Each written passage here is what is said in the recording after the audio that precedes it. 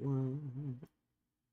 Hello, everybody, and welcome back to the Cluckin Crew Livestream podcast, episode number 25. We're a quarter way to 100, everybody.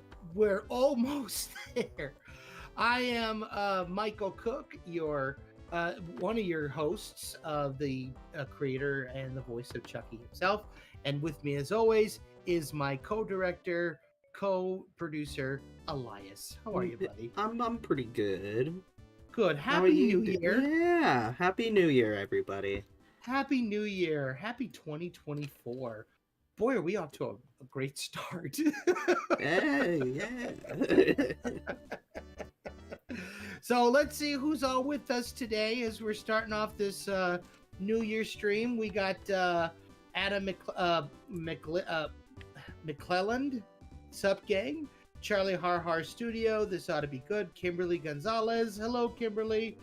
We got Dylan Royers here, Saber Wing is in the house, Angie B is here, NGB. So welcome everybody, welcome.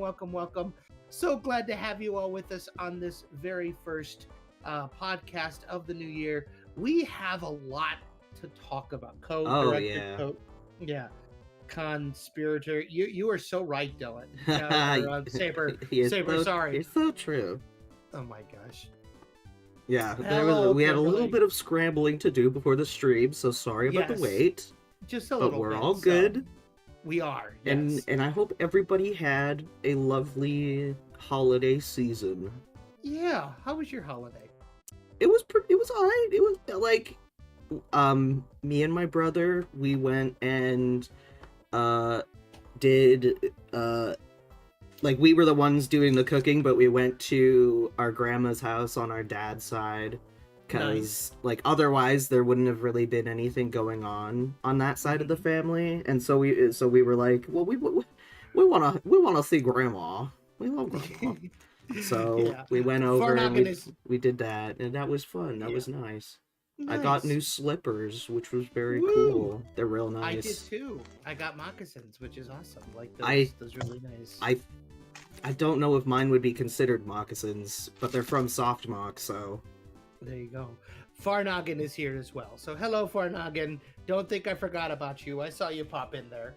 Our holiday was nice. You know, it was just a weird one. Yeah, I feel that.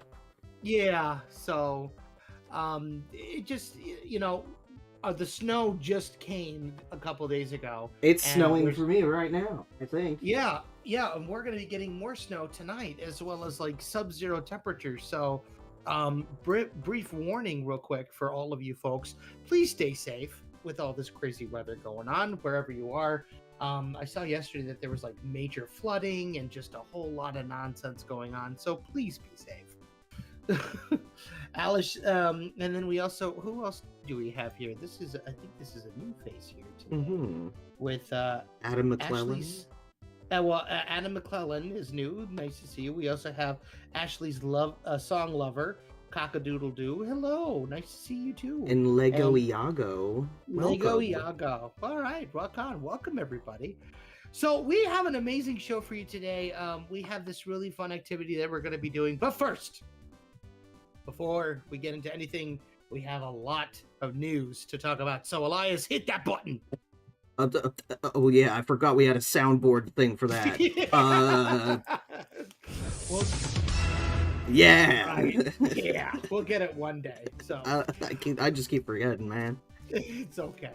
All right, so obviously the biggest piece of news to hit not just the animation industry but the world on January 1st of 2024, the one and only Steamboat Willie made it into the public domain. This is the right one. Sorry, I was just making sure it was the right picture. Oh no, it's okay. God, he's so big. He's so big. God. He's so huge. He's taking over. No, not us too. I'm here for all of your copyright. Yeah. All your trademarks will be mine. Anyway, so yeah, Steamboat Willie is officially in the public domain. Obviously, there have been a lot of news of horror games and horror films I'm not going to talk about those today because Yeah. I don't want to give any attention to those because I think those are just horrible crash grabs. I never liked. I had no interest in Winnie the Pooh, Blood and Honey. Yeah, well, they're all bad, and Yeah. the thing I was telling you about this the other day, but the reason why when these sorts of characters go into public domain, one of the first things that happens is like horror movie, that kind of stuff, is because you can make a really low budget horror movie and still make a good profit off of it because horror Right. fans will go and see it regardless of whether it ends up being good or bad, because a lot of people in the horror genre really enjoy like so bad that it's good, but a lot of these movies aren't even Yeah. that. They're just not enjoyable. They're just bad. They're just Yeah, bad. Exactly. So, but I want to just kind of clear the record because there's a lot of people. I got a lot of people coming to me today or on January 1st saying, "You now own Mickey Mouse. How does it feel?" And I'm like, "I don't own Mickey Mouse. Nobody Everyone owns Mickey Mouse. Nobody. No one owns Mickey Mouse." Well, that's the thing. If no one can own Mickey Mouse, then everyone can have him. Well, no. Here's the thing. Like, that's what I wanted to talk about today. So, a lot of people think that just because Steamboat Willie went into the public domain, that also the characters of Mickey and Minnie and Pete and all those guys went into the public domain as well. That is not the case at all, because what people forget about is the trademark that Disney has on Mickey Mouse. Not only that, but also the trademark on this very image that we're looking at right now, because they included that little clip of Steamboat Willie in the beginning of all the Disney feature animation stuff, right? Okay. So yeah, so that's so here's the deal. The film from 1928, Steamboat Willie, that is in the public domain. You can use that film, you can show that film, you can make money off of that film, which, by the way, Disney is still trying to like have copyright claims against certain YouTube videos, which, you know, dude, it's public domain. Just let it go. You literally let this happen. Exactly. But I will say that there was this really great webcomic by Dave Alvarez, who. Oh, hi, Ibby. I hope you have a good sleep. Oh, Ibby, we love you. Hi, Ibs. So I'm actually supposed to be asleep. Have fun, lads. Oh, thank you. Go to sleep. You can re-listen to this later. Okay, but the Mickey Mouse stuff. Right. So Dave basically said, like, you can do a black and white mouse character that wears white pants with 2 buttons and shoes, right? You can't call him Mickey Mouse. Yeah. You can't, you can call him Steamboat Willie. You can't call him Mickey Mouse. He cannot wear white gloves. He cannot be in color. He cannot talk. There are like certain limitations to the character and to the version of Mickey that a lot of people are kind of forgetting about. So when they think like, oh my God, Mickey Mouse in the public domain, no, he's not. Disney is it's going to be a very interesting year, because, and we'll do. I'd like to do a video on this later on down the road about the next round of public domain characters entering, or the next round of famous cartoon characters entering the public domain. The next one is like Popeye. Yeah, Popeye. But when's Donald getting in the public domain? Is it because he's pretty early on there too? Yeah, he'll be there in 5 years, in 2029, 2030. Okay. So he's pretty close. So by that time, we will have Mickey, Minnie, Donald, Goofy, and Pluto will all be in the public domain, as well as Pete. But it's going to be the original versions of the characters, at least for the latter 3. Yeah. But as time goes on, we're going to be able to have the gloves on Mickey and Minnie. I think by 1929. So this time next year, we're going to have a slew of Mickey cartoons, including the Carnival Kid, which was the first one that he actually started talking in. Okay. So yeah, it's going to be interesting. I just got to say, like, at this point, I think trademark reform is going to be in our future. Yeah. I don't see how, especially with like the whole internet situation, like you right. like those laws, they're Mhm. extremely outdated in terms of their efficacy in this new like landscape of media. Right. Oh, 100%. Those laws have needed to be updated for the past 30 years. Like, ever since the internet became a thing, we've needed to, or maybe not 30 years, maybe, I want to say maybe like 10 or 20 years. Yeah. Like, ever since YouTube, ever since broadband came into existence, we've needed to update those laws. Yeah, for sure. Yeah, so if you're gonna do Steamboat Willie material, I know that we're kind of cooking up something Oh, related Charlie to the Har film. Studios has a neat question. Hey, will Betty Boop be public domain in 2026? She will be, as a matter of fact. But yes. that will only be like her as a dog, right? Like dog Betty Boop. They actually turned her into a human very early on. That's in Yeah, it was like the 30. second or third thing Cartoon. she was in. That Yeah. okay, yeah. Yeah. So, because they talked about that, where it's like, yeah, she was a dog in her first like 2 appearances, but then they very quickly turned her into a human. So, yeah, Betty Boop will be there the same year that Betty goes. Pluto will be going to the public domain. Oh yeah, which is going to be really cool. And then by 2028, we will be having Goofy. Yes. Although he will be, oh yeah, he'll be Dippy Dog. yeah, but it'll be Dippy it'll be Dog, Goofy. but it's Goofy. Right, but it's Goofy. Around that same time, Horace Horsecollar and Clarabelle Cow will also be in the public domain, although Clarabelle technically is kind of already there. But, yeah, but she know, used to just be right. like a 4-legged cow. Right. So yeah. not exactly the same character. Exactly. But the version of Clarabelle that we all know and love will be there by 2028. And then by 2030, Donald Duck will be in the public domain, as well as by 21, the first Mickey Mouse. 31? Yeah, 2031. Yeah. The first Mickey Mouse cartoon will be in color. The first Mickey Mouse cartoon in color will be in the public domain. Which Yeah, is the it'll band be concert. really interesting to see how this develops as the years go Yeah. on. Because it's almost like every couple of years it's just gonna be a new version of Mickey, and then there will be that point where the old Mickey and the new Mickey are kind of like they're so close together that that the design of the character will become, I think, a real contentious sort of area in the public domain versus copyrighted well, here's the thing. It's not copyrighted anymore at that point. It's the trademark issue. That's the issue. Because trademarks, at the time of this recording, trademarks never expire, right? Because back when they were making up trademark law, Mickey Mouse was not a thing. Yeah. Like, he didn't exist, right? It was for businesses who, and it's just for product and brand confusion, right? Mm-hmm. And the problem is, well, that's still even a thing, because I mean, there's the real Pyrex, like the like Tupperware stuff.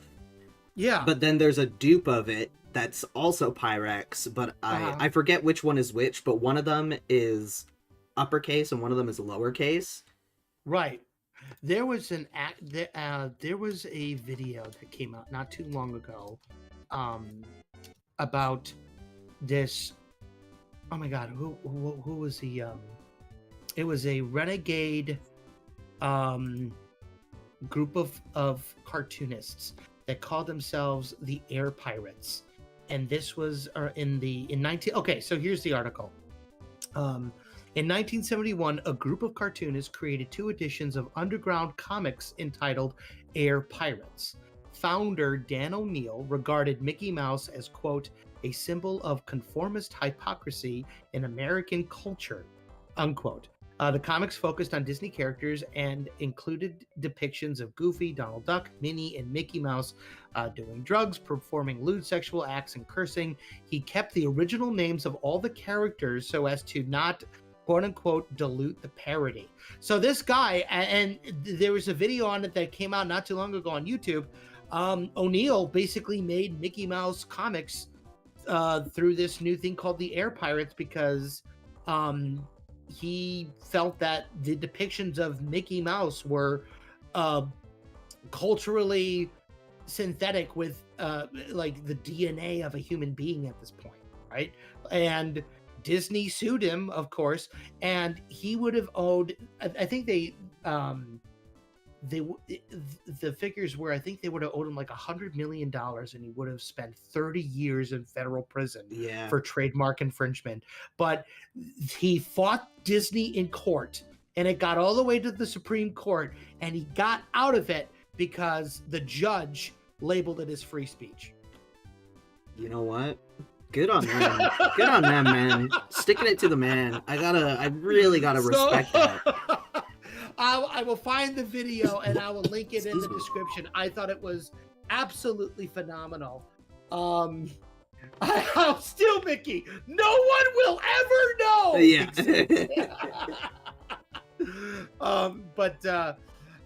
That was really good. So yeah.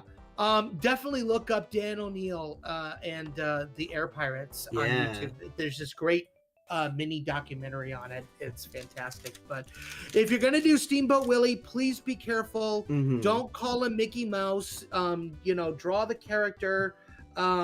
Just be careful. Yeah, is all I'm gonna say about it. But yeah, we will be featuring him. Oh, I do. Moving on to the next topic, but also kind of a little plug here. Many of you are probably asking, how did the cartoon matinee go? It didn't. Yeah. We had to postpone it. So when we have the new dates and we have the new times, we will be promoting the heck out of it again. That's a story for another time. We'll talk about it later. But moving on to the next story that we're going to talk about here. What do you want to talk about next? We got a couple. How about we talk about SAG? Get that out of the way. All right, let's just get elephant in the room. Let's talk about that real quick. Let me pull up the article. This is from where is it? Okay. So this is by NBC News. Yeah. Just the other day, the union's agreement with Replica Studio aims to pave an ethical path for performers to engage with artificial intelligence. The Actors Union announces deal for AI voice acting licensing in video games. So let me just read a little bit of the article here and then we'll talk about it. The deal with Replica Studios, an AI voice technology company, establishes protections under the licensing of digitally replicated voices, the union said in a news release. The deal was announced at the Consumer Electronics Show in Las Vegas. The deal sets minimum terms and conditions and requires the company to obtain consent before it uses replicated voices, while also enabling performers to decline the continuous use of their voices in the future projects. Replica says it aims to build, quote, the world's greatest library of AI-powered voice actors, unquote, would be able to license AI voices for video game development and other media projects. So basically, as part of the deal that they did with the strike, SAG-AFTRA is now allowing. Well, even then, it was only announced yesterday, the day before. Yeah, and they supposedly held some kind of vote, and I keep seeing people supposedly in the union saying, "Well, I was never told that there was a vote." Right. Oh, I've asked plenty of my friends who are in SAG, and they're like, "Nope, no vote was made." So, for those of you who are wondering what this whole thing means to people, it basically means that, hypothetically, okay, and this is all hypothetical. Yeah. You could essentially start seeing characters being voiced by certain voice actors forever. Yeah. Even after they die, right? And here's a perfect example. James Earl Jones has been the voice of Darth Vader for 50 years. The man is in his 90s. So not too long ago, Replica Studios and I think Lucasfilm and Disney Yeah. approached him and said, we want you to continue to be Darth Vader. We know you're probably on your last leg. Of course, they said it nicely. They said, would you be willing to allow us to use your voice in perpetuity? Yes. Just forever, basically. Correct. Using AI. And he consented, right? So now, forever and always, Darth Vader will be voiced by James Earl Jones. Now, there are two sides to this coin, right? On one side, okay, that's cool. He created the role. That's really awesome. That's great. We get to hear him forever. That's, that's kind of heartwarming that they went to him and they were like, we want you to be Darth Vader forever. And he's like, yeah, I'd like to be Darth Vader forever too. So like on one hand, that's cool, right? But on the other hand, it then takes Darth Vader off the table and for future voice actors and for future people who want to be able to do the voice. Because as it's worked for the past 80 years, 95, how many years that, let's say 95 years, because, Steamboat Willie. Yeah. Ever since there was voice acting in cartoons, the way it worked was you did the voice until you couldn't do it anymore, and then you had someone come in and replace you as quickly and closely as they could. Yeah. Right? This just takes that out of the equation completely, because they could now go to, again, all hypothetical, they could go to the estate of Mel Blanc and go, hey, we think that Mel Blanc was, and will always be Bugs Bunny. We just want to use him.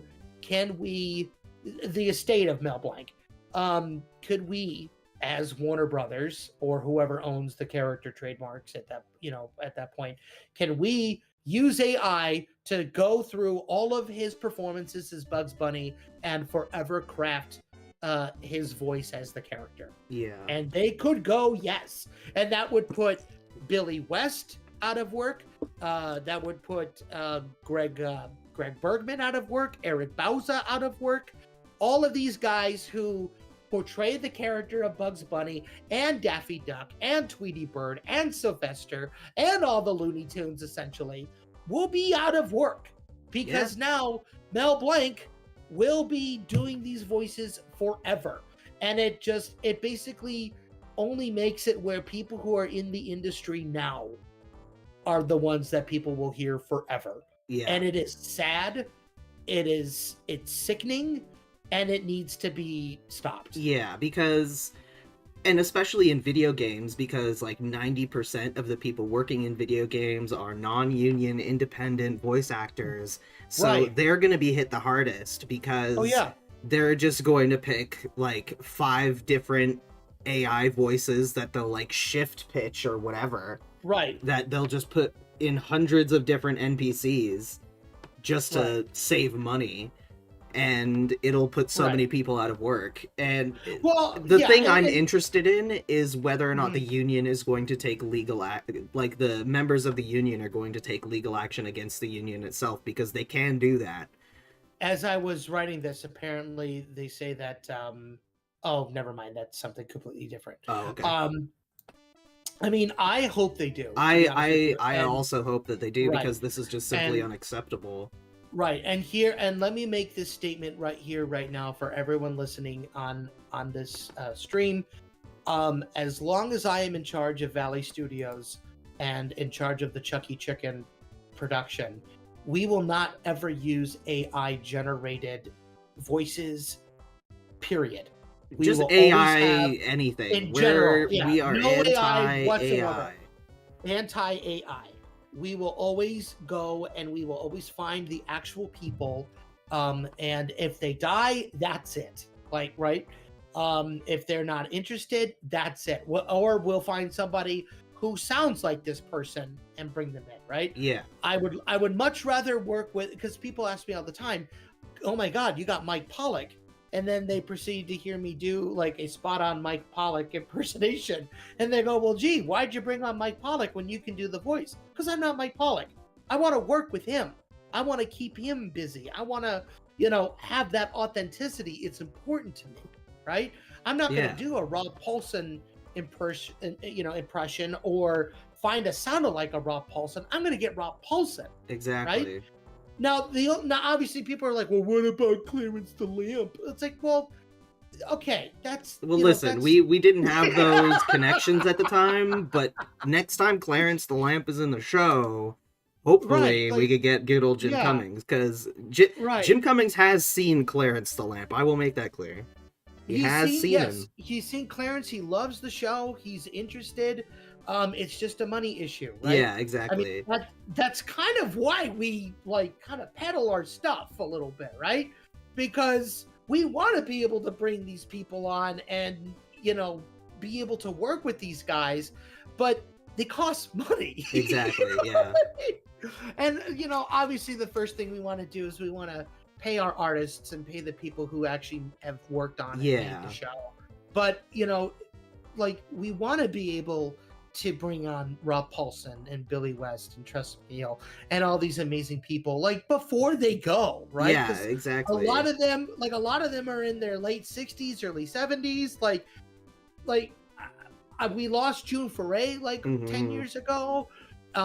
We keep losing people. I wish I had wood here that I could knock on. Oh, here we go. Like, I just, with your guys' support, we can make that happen.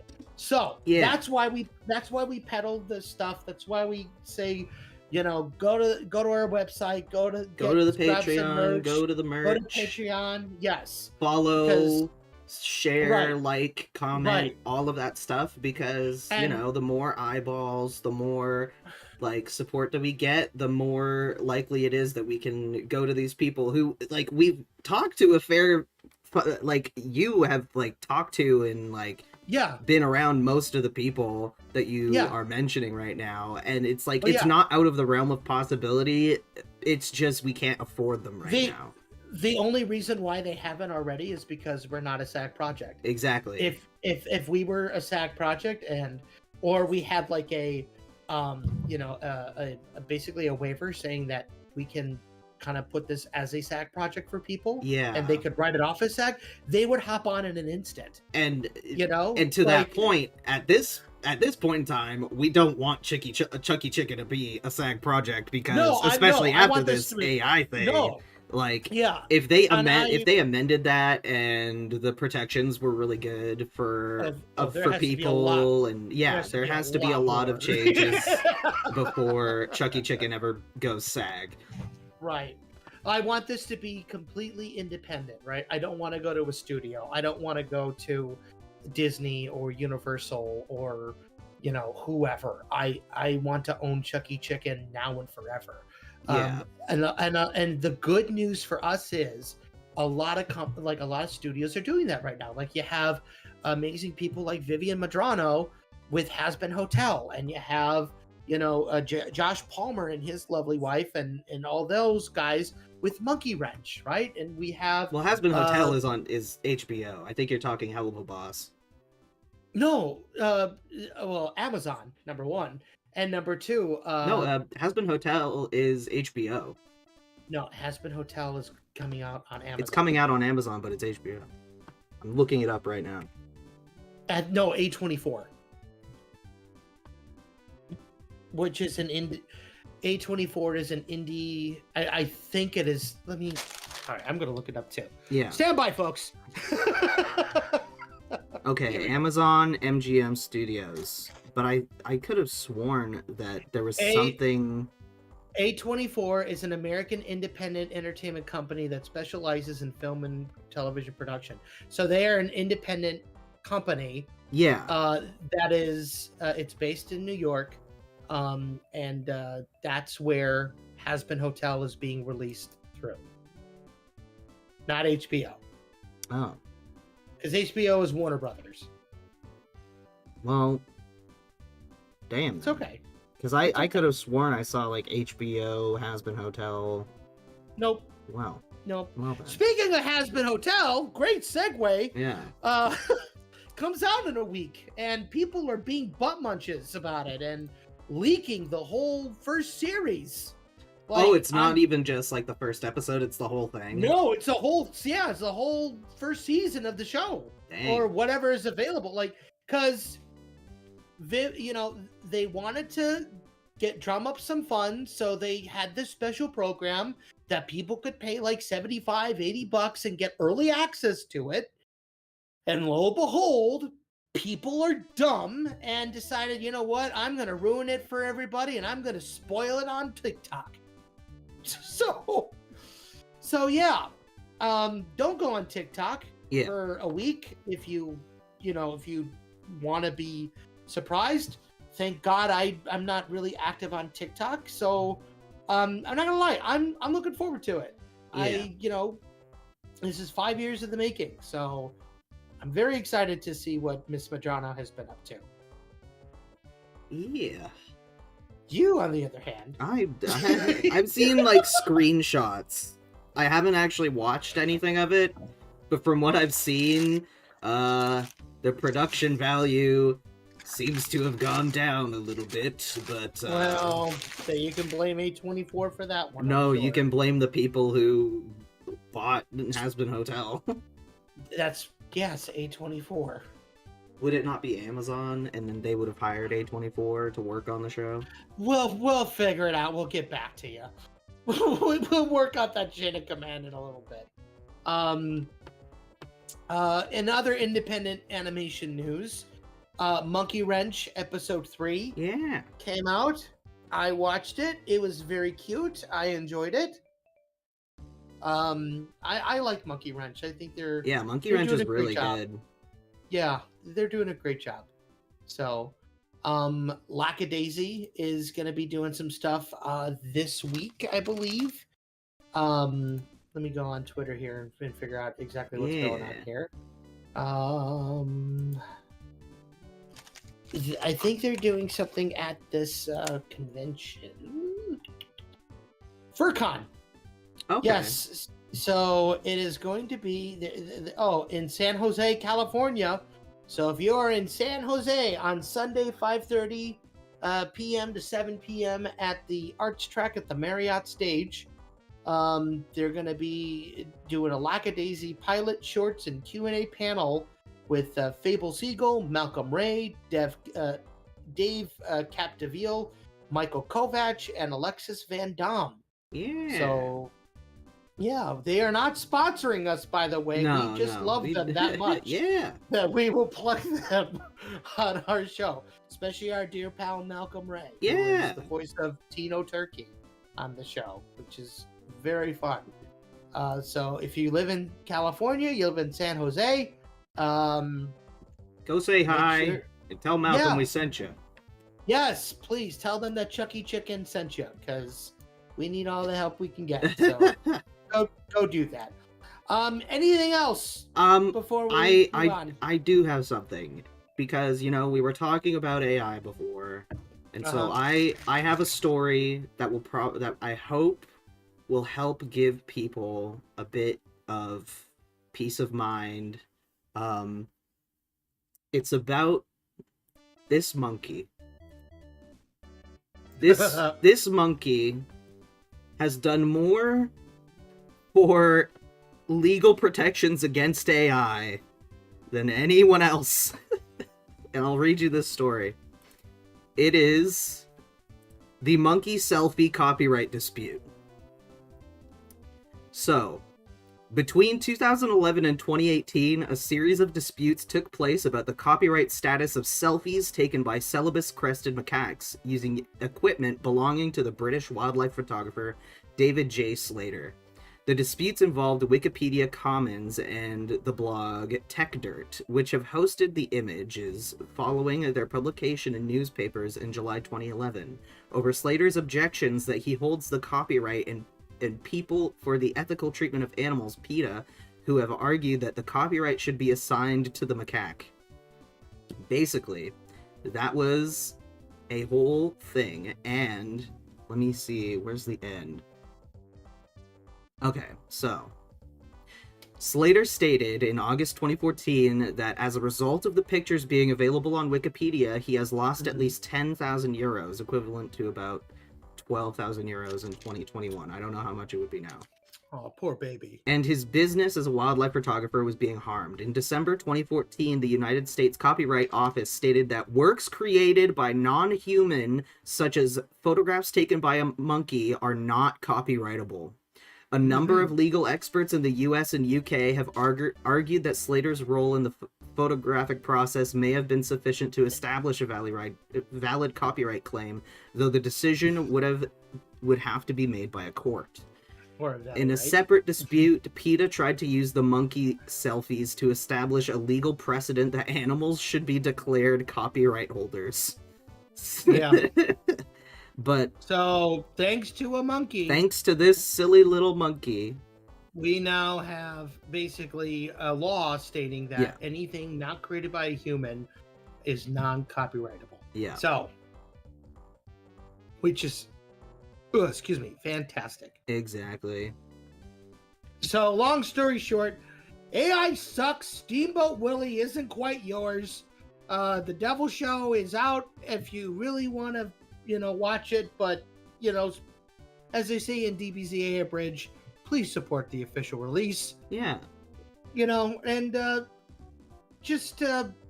that's what a way to start off the year, man.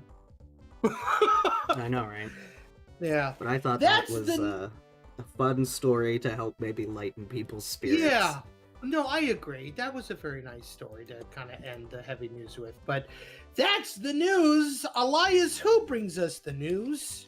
Well, you see, it's our fourth. It's not this. It's our fourth wall. Go buy our merch. Everyone on the team is a volunteer, and so all the support that we get is going directly back into the show to try and help fund us. Yeah, to make it happen. And I mean, we got some pretty sick merch. I think so. By the way, Saberwing. Yeah. He did get his Tommy Turkey. I saw that. Cardigan. And he looks mighty fly in it, if I do say so myself. It does, yeah. So, they look great. Yeah. They look absolutely. I think in the future we might amend some of the designs, so grab these while you can, because the next version of these are going to be even better. They're going to be more clear. I think they'll print better. So this edition of these sweaters may end up being collector's items for the future. Who knows? We may need to get at least one of these, so we have them. Yeah. I agree. And I'm also happy to announce that hopefully within the next month or so, we will be launching ChuckyChickenCartoons.com. Yay! Just straight up, where you can watch the show, you can get access to the merch. There'll be a blog. There'll be, all sorts of really cool stuff. Information on the characters, people behind the scenes, exclusive stuff, and all that good stuff. So yeah, lots of really cool things are happening. But tell you what, folks, we are going to take a really quick break here. We have Saberwing says, "You can't say the later ones will be better. Now I feel like a fool for not waiting." Listen. You said it, right? I did say it.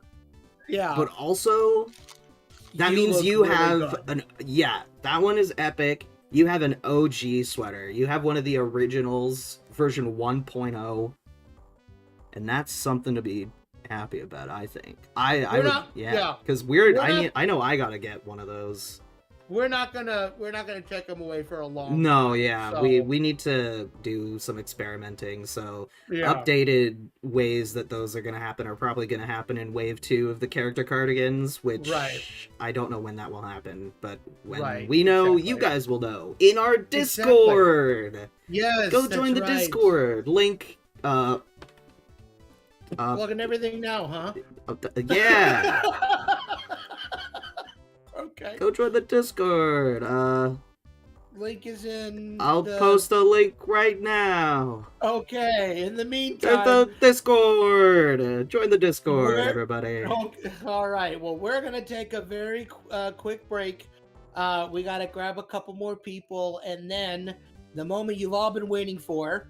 For our 25th episode, we're going to be taking some of your suggestions for YouTubers to be turning into Featherton residents. Yeah. So don't go away. We'll be back in a little bit. See you soon. See you in a little bit. What kind of film department are you running down there, Fox? Oh, come on, I just bought there. We need a clean slate. I want you all to meet Chucky Chicken. I'm starting to think that maybe what it takes to be a famous director just isn't in me after all. Hey, And, Chucky. I'm rambling a bit, aren't I? Here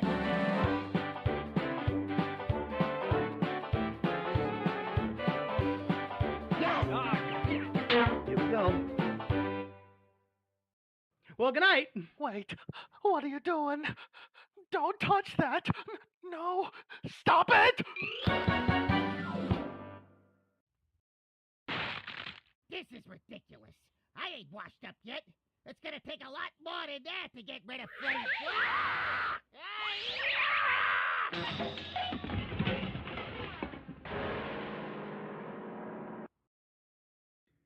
Cheese and crackers. What are you putting in this water, kid? Soap? Soap and water. Like a clean soup. I love it. Oh. Keep up the great work, kid. Ooh. Attention, everyone. I want you all to meet Chucky Chicken. We already know Chucky, Miss Chelsea. We sure do. Fair Duncan best janitor this side of the reefer. Righteous. Oh, right. Well, you may have known him as the janitor, but now... Oh, Chuck! You ain't leaving, is you? You was me best mate! I thought I was your best mate. No, he's the new co-director. Oh, well, Okay. now I'm just embarrassed. He was some kind of rat. Lovely. Thanks for the fanfare. Hi, kids. Chucky Chicken here. Remember, when you're trick-or-treating, be sure that you only go to neighborhoods and areas that you know really, really well. Near Emma.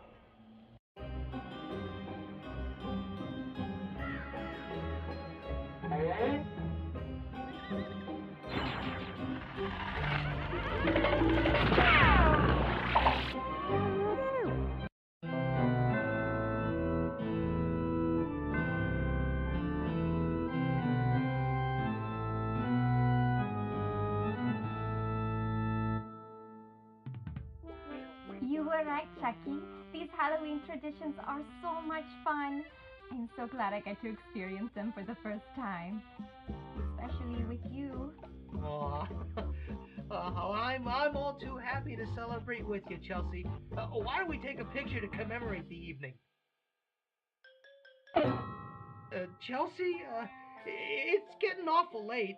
Why don't we head for home? Oh, Chucky, just one more house, please. Oh, what the hey? One more won't be the death of me. Oh, good, because there's the house right there.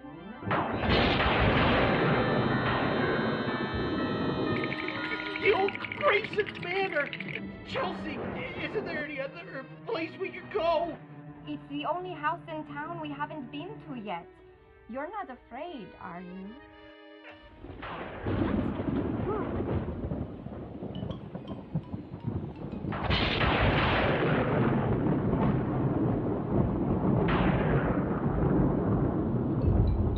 Well, this is just perfect. The weatherman said nothing about it raining. Yeah, he did. He said around midnight it was supposed to rain cats and dogs.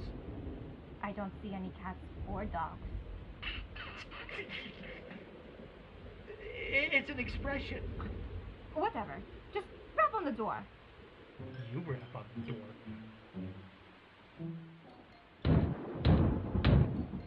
Well, nobody's there. Time to head back. Wait, Chucky, look.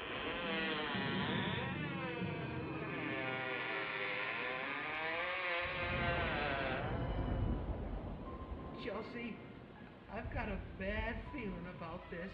Oh, come on, Chucky. I doubt we are in any real danger. If you say so. Good evening.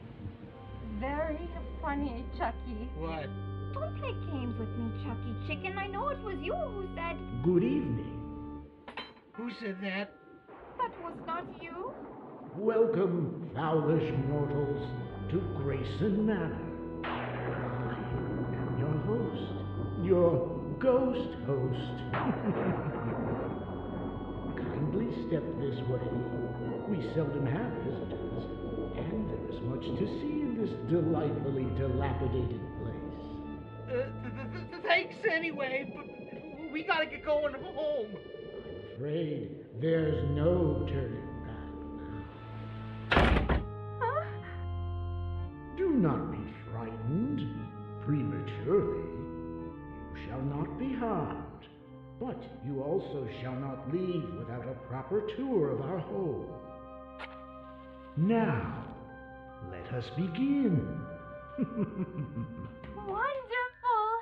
This is most exciting! Come on, Chucky! As you can see, the residents of this ghostly estate have been cooped up for centuries and have been dying for company. Yeah, we're back, everybody. Hey, welcome back, folks. We're drawing YouTubers. I know, right? Craziness. So, this past week on social media, I reached out on Instagram, on Twitter, on our YouTube channel, Threads, Blue Sky, all over, and I asked you to give us suggestions for content creators, YouTubers, what have you, that we can then turn into residents of Featherton, USA. Yeah, we got a little list. We do. Well, it's kind of a bigger list, to be honest with you. Yeah, we're drawing YouTubers on YouTuber. Yeah, on Yeah, a dude. YouTuber. On We have YouTuber. Markiplier here. We're just gonna start drawing tattoos. Hello, on. everybody. It's me, Markiplier. Get out of here, Mark. Get out of here, you. You crazy kid. So yeah. For this, Mike, I will need you on the stream chat, just because I won't be able to look at it. Yes, I'm watching the stream chat, so I am Cool. moderating. Yeah. Cartoonosaurus Rex. I would have suggested Drink Pods, but I'm not sure. There are many good places to easily find a picture of. Yeah, so basically for this challenge, we gave ourselves a couple of rules. Number one, we wanted them to be somewhat family friendly, Mm-hmm. right? Number two, we wanted them to be non-controversial. So, the Paul brothers are off the table. Yeah. I wouldn't want them in my Featherton. Right. No, Andrew Tate is off the table, all that stuff. And we also kind of gave it a cap of like 10,000 subs. Only because we wanted to make sure that, we were doing people that people knew. So I don't think that the 10K thing is for all of the people that we're gonna draw, but a good number of them. yeah, quite a few of them are 10K and above, or close to 10K. So we do have a list of people, Mhm. and I'll tell you what, we have 10 people, and what we can do is we can do a number of them here, and then we can do other streams with them. Hashtag not my Featherton. Yeah. You are so right, Saber. So right. Dank pot. That's what I said. Dank pots. Anyway, I apologize. I didn't mean to say drank. I just drank some Coca-Cola, so I'm a little weird. I'm not weird. I don't think you can say that. I said because of that. Oh. So, there's other reasons why I'm a weirdo. But, all right. So, Elias, give me a number between 1 and 10. 4. Give me another number between 1 and 10. Okay. 6. 1, 2, 3, 4. Okay, that's a good one. SultanSketches. Okay. Yeah. Yeah, okay. And then we had him. Flint Carnage says, draw acclaimed YouTuber Will Smith.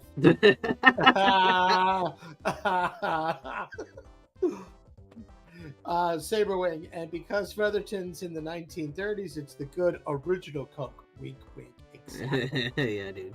So, he's okay. so yeah, we went ahead and we found some really cool animals to convert these folks to. So let's pull up a picture of SultanSketches for people who don't know what he looks like, at least his avatar. Yeah. Do you want me to get it to you? Yeah, if you could get it to me, because I'm drawing. That would be Okay. cool. All right, hold on. Gotta find a good one. God. I actually have a funny story about Sultan. He is actually one of the reasons why we kind of got a bit of a. So I reached out to Sultan in 2020, and I've been a huge fan of his videos for a long time. I loved his his princess stories. For those of you who don't know who the heck he is, YouTube storytime animator from Australia, and just a really, really awesome, storytime, very funny, very emotional storyteller too, which is why I liked him. Reached out to him, said, "Hey, I think you would be a really good fit for our show that we're working on." And keep in mind, this was right before we did like our major cast, right? So before we found Louie Loon and Freddie Fox, and this was mid 2020. And he was very sweet, and he reached out, and we actually have audio of him as Louie Loon that we have not used, but we do have some kind of audio. Regardless, he was such a big fan of what we were doing. He said, I'm a part of this community on Discord. I can get you in, and I think you'd be a really great fit. And he said, okay. And that's how I got onto this Discord server called The Play Button, for those of you who have heard of it or not heard of it. But anyway, and it's there where I met a crap ton of all the people that are working on the show now, like Happy Coma, Sleepy Curry, Zanimations. Yeah. All these great people. So, yeah, the Cinema Snob. Oh my gosh, that's actually a really great one. And the Nostalgia Critic. We already have an idea for him. We do. So, but did you get the reference I sent you, by the way? In the I did. private chat? He's right here. Okay. Oh, there he is. All right. I'm sorry. I'm just making sure. I would not be doing my job if I didn't. So yeah. SultanSketches, great guy. Robert Kellett says, love how you guys are doing the live stream. Looking forward to the show. Thank you very, very much. Thank you. Yeah. Thank you. Very sweet. Saberwing. Woo, to making those connections. I try. I really do. I really, really do.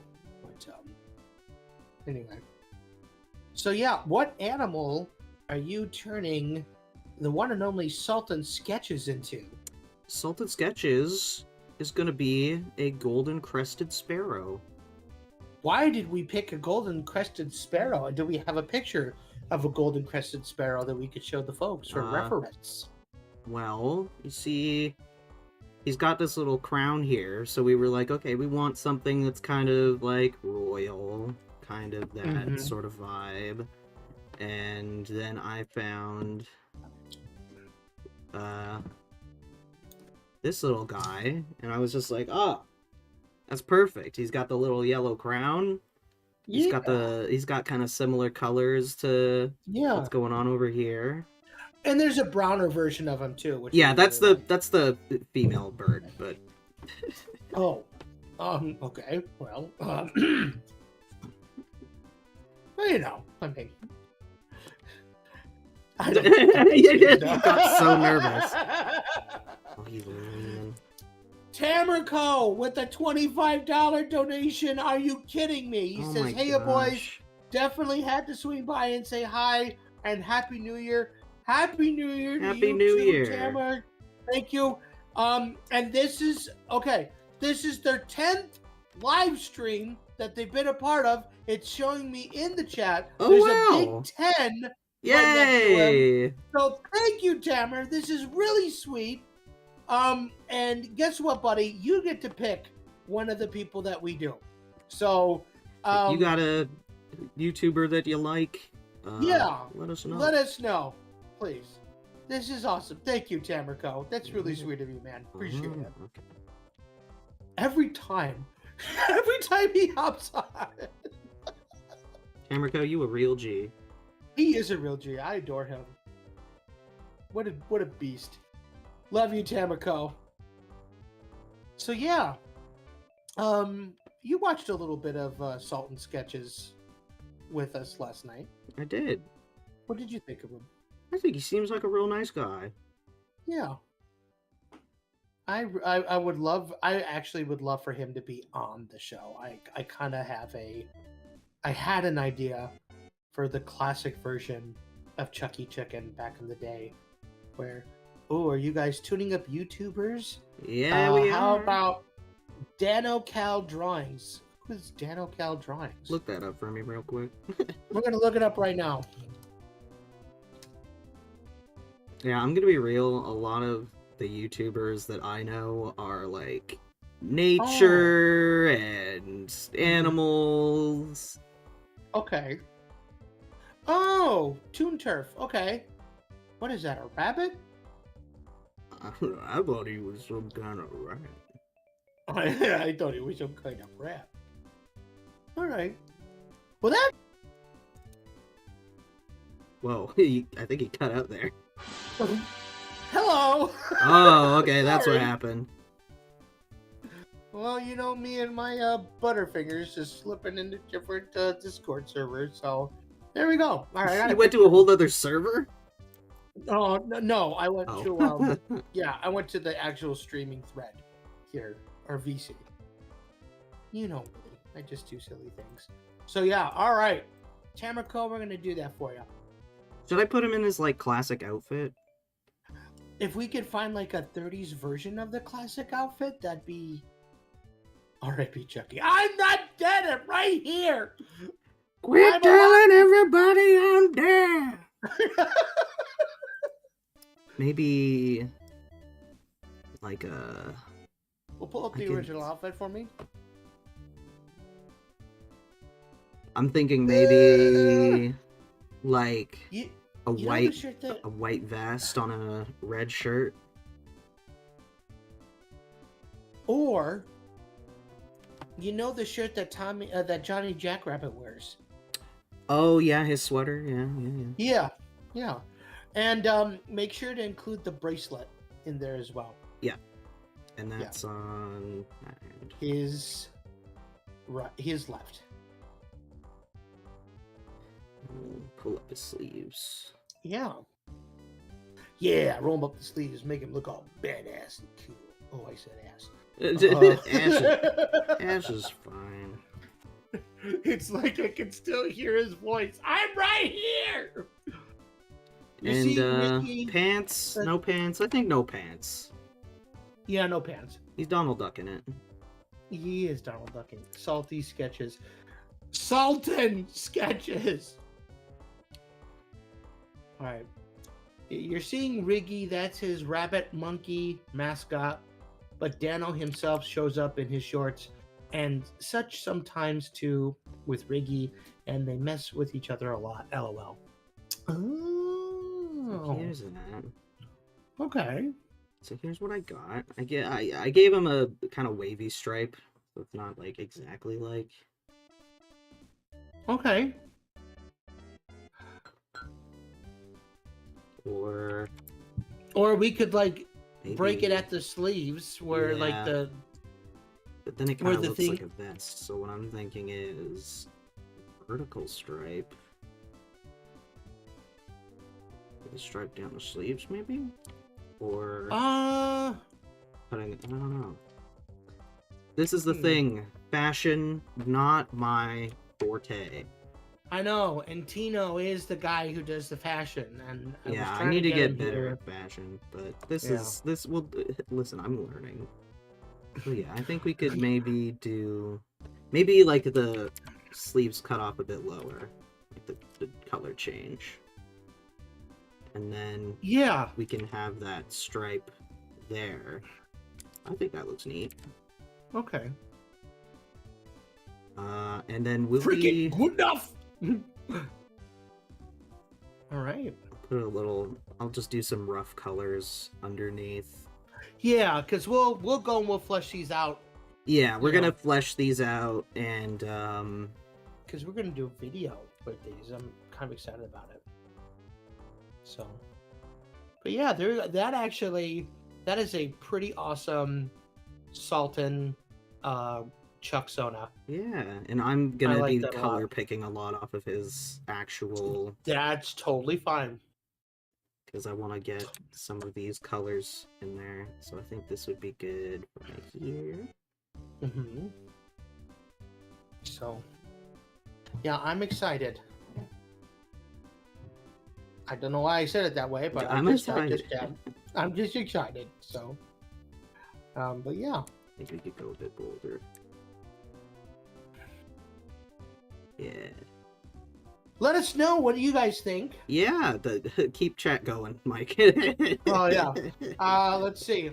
Okay. Kimberly says that she lost her grandma. Sorry to hear about your loss. Morton SultanSketches. Oh my lord. All right. I heard Dano, and I thought about Paul Dano at first.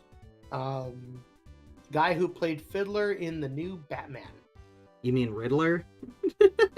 I love Paul Dano Riddler. He's so good. Like I said, Riddler. Hector said Manuel. Riddler. Hello, Hector. Thank you for joining our stream. We've interacted on Twitter a couple times. Give us your version of a PD Mickey. PD A P- Mickey? A PD Mickey. You gotta. What do you mean by a P? Oh, public domain Mickey. Oh. These colors are a little too close together. Okay. Yeah. I think we could do our own version of Mickey. I think that'd be kind of fun. I mean, we did our own version of Oswald. True. We did. I said true. Oh, I thought you said who. The Jeez, T. Mike. It got. Thank you, Saberwing. Public domain. I got it. Yeah, we could absolutely do our version of Mickey. I guess Disney has a YouTube channel. A Chuckified Mickey Mouse. He won't look very different. He really won't. But although we do have that mouse that we did. You mean the rat that I did? No. Or the mouse. adoptable one? Yeah. Oh yeah, that's true. Don't say that word yet. They don't know about what we're doing with that yet. Yeah, true. Yeah. Leave them in the dark for now. PD just means Planet Dolan. I'm sorry, I don't mean to exist in the past. It's okay. It's alright. We still love you. Hey, you existing in the past is a part of our future. Exactly. The time loop begins. Exactly. So. But yes. Oh, you can't just use straight white. That's not. Use off color. Yeah, I'm changing it. Okay. And don't forget to give them green eyeballs. I will. Alright. I'm not. Well, I was gonna say I'm not silly, but that's just not true.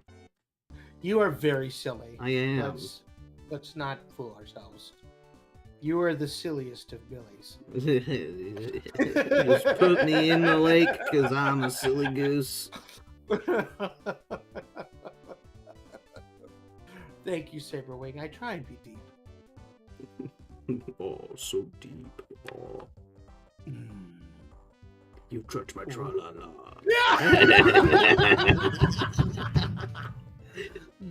My ding ding dong. Welcome to the stream, everybody. Welcome. Okay, yeah, that's about the right color. Damn, am I gonna have to kill old Flint to close the loop? No, you don't have to call. You don't have to kill anybody. We'll do it for you. We have our ways. And then, yeah, we said that we're gonna clean these up and yeah, we're gonna make a video. Yeah. We'll post them on all the socials and all that good stuff. Speaking of Billies, does Featherton have any characters like Warner Brothers' Forgotten Dude, Gabby Goat? We don't. I don't know. Really, I don't know who that is. There were a couple of shorts that were directed by iWorks for Warner Brothers, and part of that collection included Porky Pig teaming up with a character by the name of Gabby Goat. Okay. And Gabby was just this really pissed off goat, like, you know, get out of me! What's the matter? What's the matter with you? Can't you see we're trying to do this? What do I want to do? You know. So he was just really unlikable. But I guess we don't have like anyone in stature, nor do we have any goats really. We have Anna Lamb, but yeah, that's not really a goat. You know what? That's a good point. We need more goats. We do need more goats. We keep thinking of barn animals, and we keep forgetting about goats. Goats. We need ducks. Ducks. Yeah. We don't have any ducks. Geese. We don't really have any geese. Hey guys, it's Critical. I love Critical. Can you try to do Penguin ZO? Oh, that's Critical. Oh, is that? That's like his actual username. Oh, Esperanza Gold. You know what, Esperanza? Maybe. That's not a bad one, actually. That's not a bad one. I do like Critical. Yeah. Cat Fox, what about pigs? We have two. We have Abraham Hogsley and Luca Bacon. Tamrico, you guys got any bulls? You know what? I have a funny story to tell you about bulls. Yeah, you tell them about that. We technically do have a bull. However, I don't own the bull. In 2020, we had a very dear friend of ours, Mike Greathouse. Now, Mike Greathouse is a art teacher in Indianapolis. He is a junior high school art teacher. And he is also, I met him when I was doing the Cartoon Guy show 10 years ago. I can't believe it's already been 10 years. Holy cow. Okay, before we continue, who's next? I like it. Oh, right. Okay. I like that one. Okay, stream over. Let's see. How about pick another number. 2. TomSka. TomSka, cool. TomSka. Do you have a picture of TomSka? I remember what he looks like. Okay. There's also like when I look at we have the link. The picture. Yeah, so, yeah, that is true. We do have that. They do have the little yeah picture in there. Yeah. Roll credits, Tamrico says. I like TomSka. What are you talking about? TomSka Ridgewell. What am I? The creator of Astiff movie. Anyway. Or ASDF movie, if you say. Or like ASDF movie, however. The Muffin Time guy. Yeah. You better hustle, Elias. You only have 10 minutes left, says Saberwing. Oh, no, we're gonna extend this one. This is our 25th episode, so we're gonna go a little longer today. So I forgot to mention that at the top. The news went a little long, so I want to at least get a good chunk of these made and ready to go. and then we'll do this for the next couple of streams because I think this is a lot of fun. What was I saying? Great House. Right. So, yeah. So Great House, really great guy, and he loves Chucky Chicken.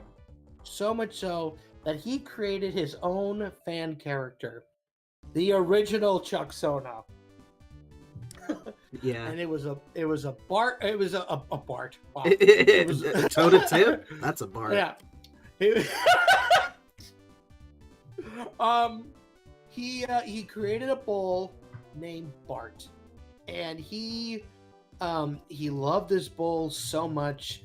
He wanted Bart the bull to be Chucky Chicken's best friend, like going and doing everything with him. And I'm like, but that's Louie Loon. like we can't do that. And a very sweet guy, absolutely, just a genuinely sweet man.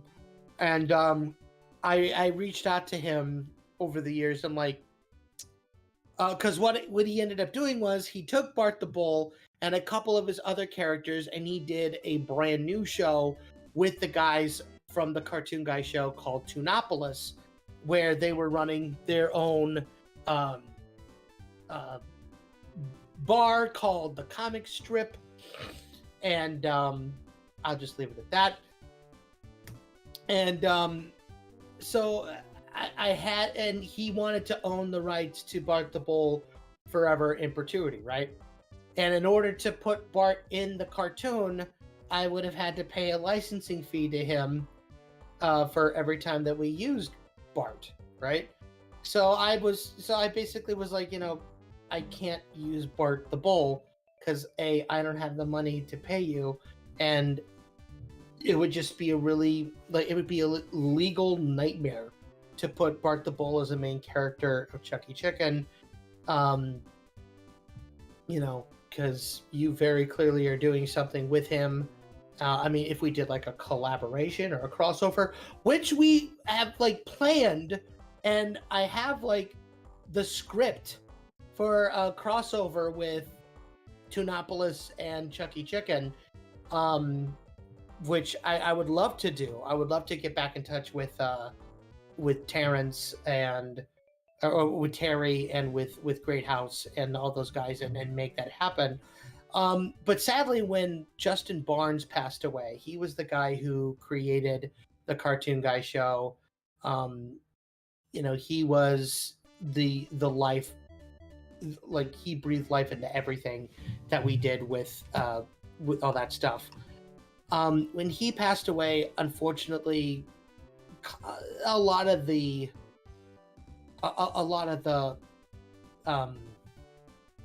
like all the steam kind of went out of them for projects and stuff, which is a shame, but that's to answer your question. I can't do a bull character like really without making it like close to what he did with Bart the Bull. And if I did do a bull character, he would go, "Cook, you son of a gun. How dare you?" So I'm just like, and it sucks because I live in Chicago. I should be able to do a bull, have the Chicago Bulls, like I want to do it, but out of respect for Great House and all that stuff, I can't put a bull in the show. Maybe if he gave me his blessing and was like, "Yeah, you can make a bull, I don't care."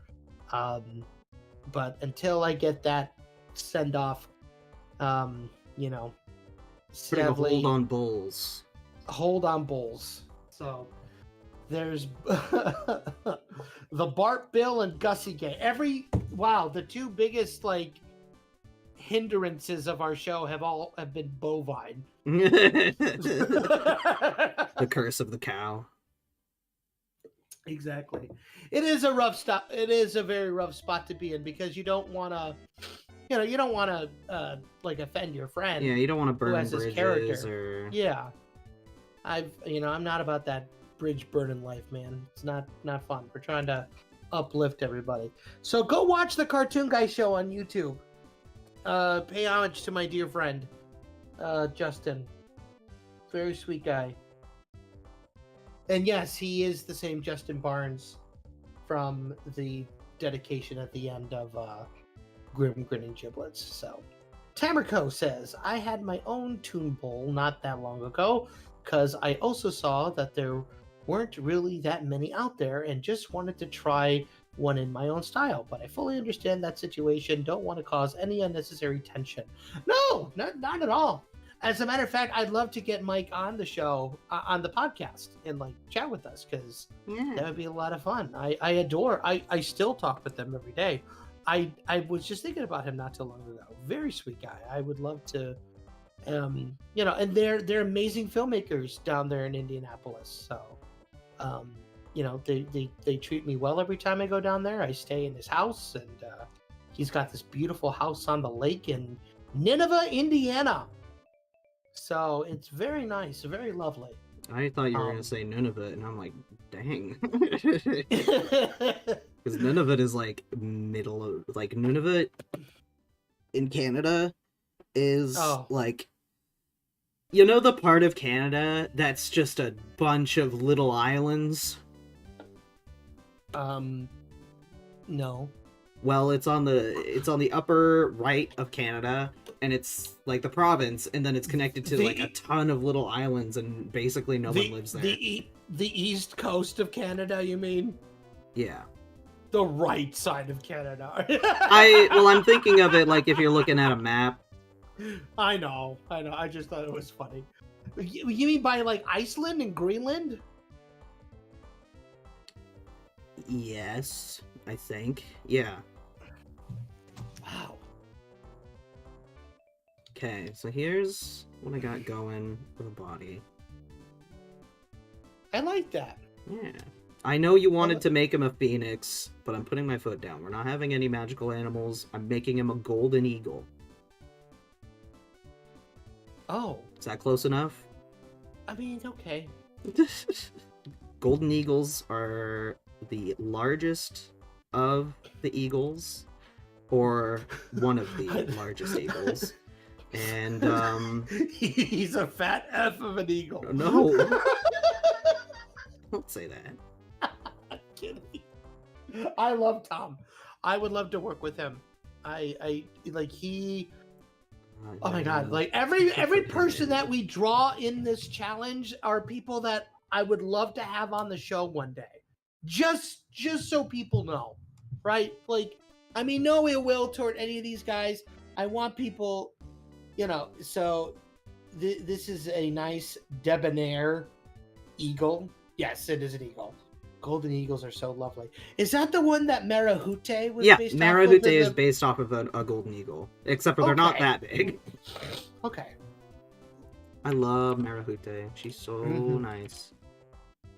One of the few instances where the sequel was better than the original, in my opinion. 100%. Like, I love the first Rescuers, but, like, as far as like straight entertainment value, I think Down Under is the better of the two. 100%, yeah. Put him at best, I guess. Although that song at the beginning of the original is like somber and sad. I'm lost at sea without a friend. Like, ooh, goosebumps. That's like the one the Diana Roth song in Land Before Time. Mm-hmm. Diana Roth, right? Land Before Time or Rescuers? Land Before Time, like the one at the end. I believe it's Diana Roth. Oh, no idea. Wasn't the biggest fan of that particular film. Of course.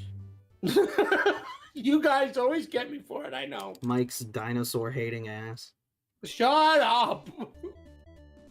Don't say ass. Oh. Ass. I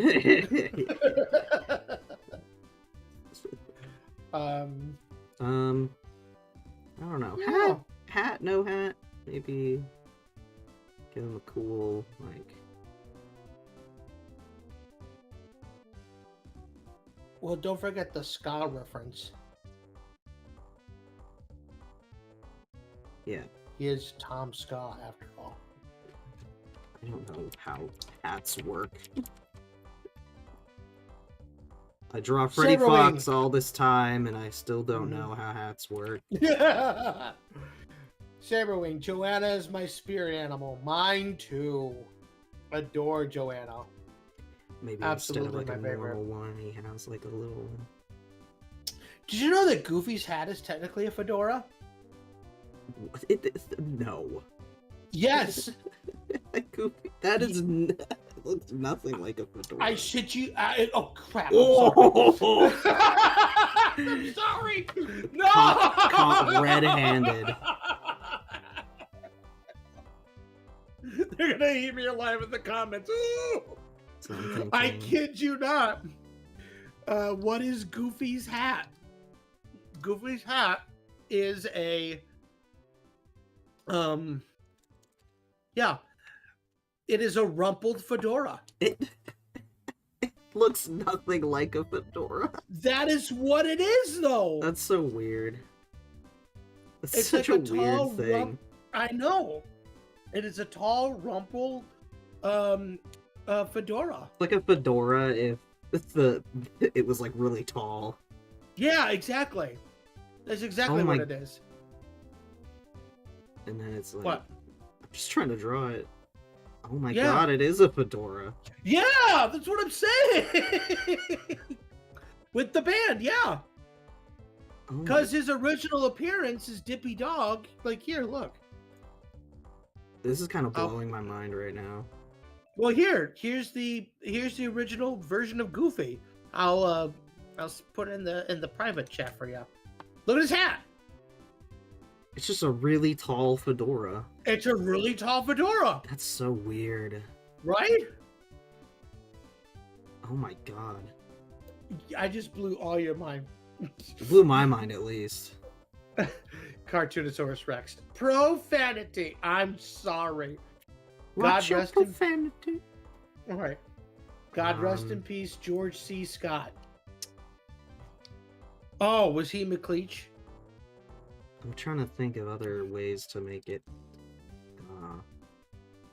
What's your profanity? I'm sorry. So Goofy is a neckbeard? No, he has a loving family. that Although he cares did about his have- son. He did have a beard, though. Kind of a beard. Yeah, he can't be a Well- neckbeard anymore because he doesn't have beard. Mike, why would you do this to me? I can't unsee. I'm sorry. I had to share this with everybody.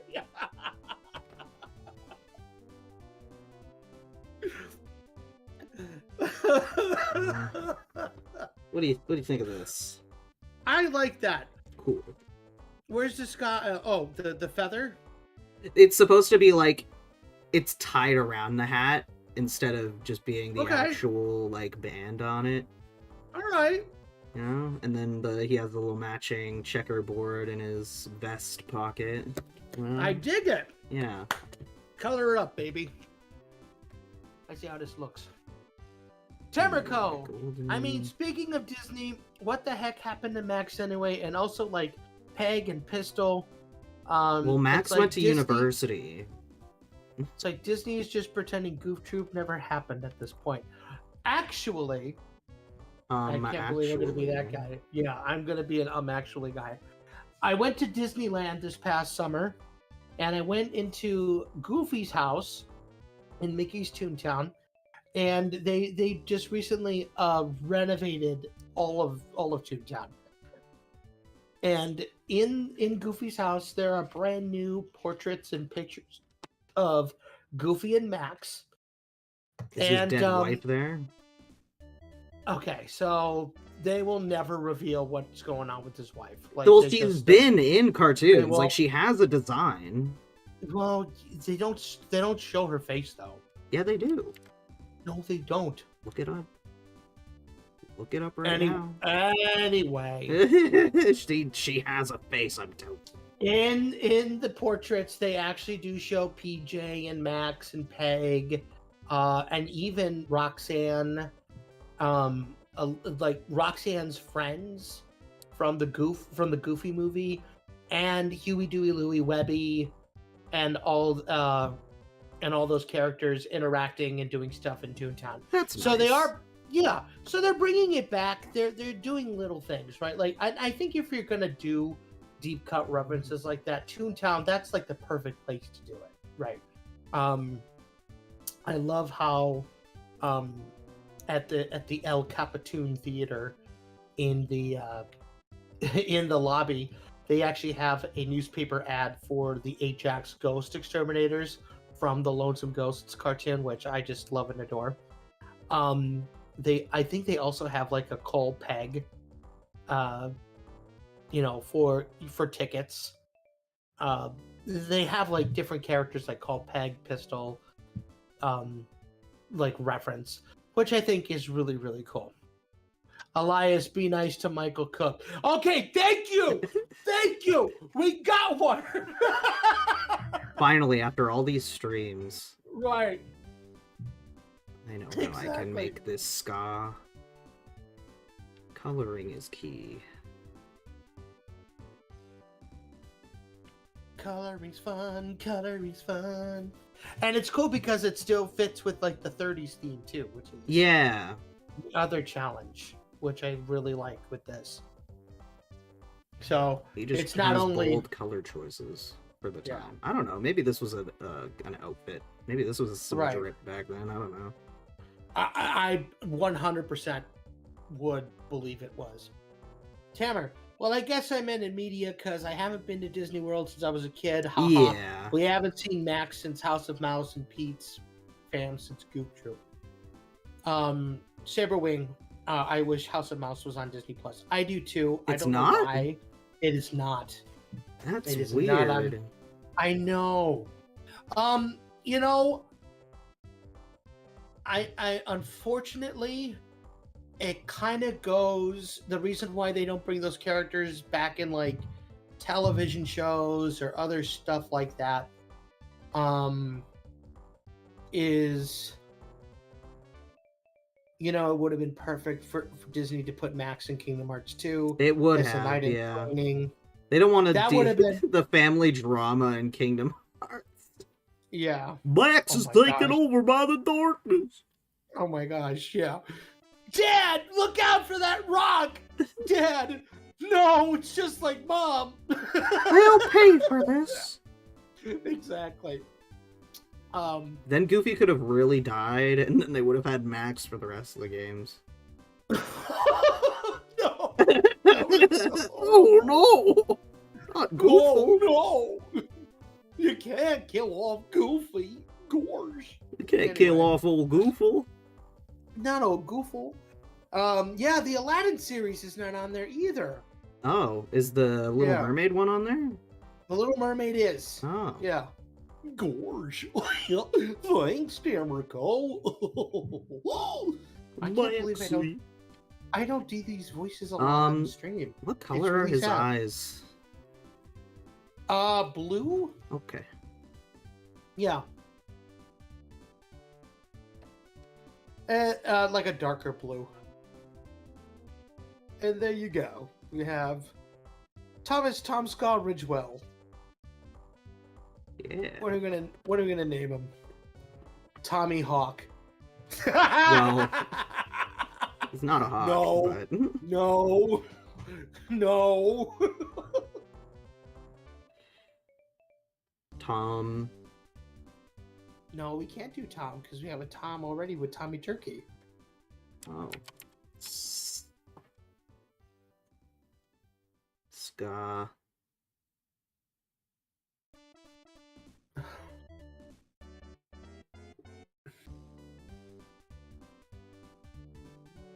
Ska. Go ahead. I want to see what you come up with. Ska Soren. You know what? I have to because I was on that same wavelength with you. So Ska Soren. All right. Soren Ska. I like Soren Ska a little better. Yeah. Buzz Lightyear Star Command is not on there either. They Not really even the movie. said Yeah, no fun for you. I know. I But anyway, because in 2006, when they did Mickey Mouse Clubhouse, they kind of laid down rules for the Disney characters, right? yeah. And they essentially said, okay, this is Mickey going forward. This is Minnie going forward. This is Pete going forward. Yeah, And then they kind of retconned a lot of stuff, right? and that affected like Disney on Ice and all that, right? Yeah. Yeah. So what ended up happening was in 2010, around that time, they were, or 2008, 2009, shortly after Mickey Mouse Clubhouse came out, and even though it was a big success, they were like, wait a minute, we kind of messed up because people are losing interest in Mickey Mouse because now he's just a kid's virtual pal or a design on a t-shirt, right? So that's when and he was starting to lose relevance. He was just becoming the corporate icon that everyone sees him today. I have not heard about the Horace Horsecollar cartoon that was scrapped in the 90s. You got to tell us about that, Flint. Yeah. We love Horace Horsecollar over here. Oh, we do. I love Horace. He's one of my favorites. All right. Next one. Let's see here. You pick one. Okay. Let's get a girl. Okay. You know what? Just because she like mentioned us, let's do Anna Brisbane. Okay. Brizzy voices. Sounds good. Yes. Oh my god, I just learned a kid-friendly adaptation of Dracula with Mickey exists. Yes. Yes, it does. So anyway, in like the late aughts, they were like, we need to reinvigorate Mickey Mouse. We need to give him, you know, we need to put him in more shorts. We need to do stuff with him. Because in 1996, with Runaway Brain, that was kind of like the limit that they could go with it, but it scared kids. And they were like, oh, we don't want to do that, right? So they were doing okay with like House of Mouse and that era. I thought that was really cool stuff that they were doing with Mickey. But then come Mickey Mouse Clubhouse, got rid of all of that character development, all of that fun, all of that angst, and just made him, you know, kid-friendly. And Jim Cummings was talking about this on his podcast.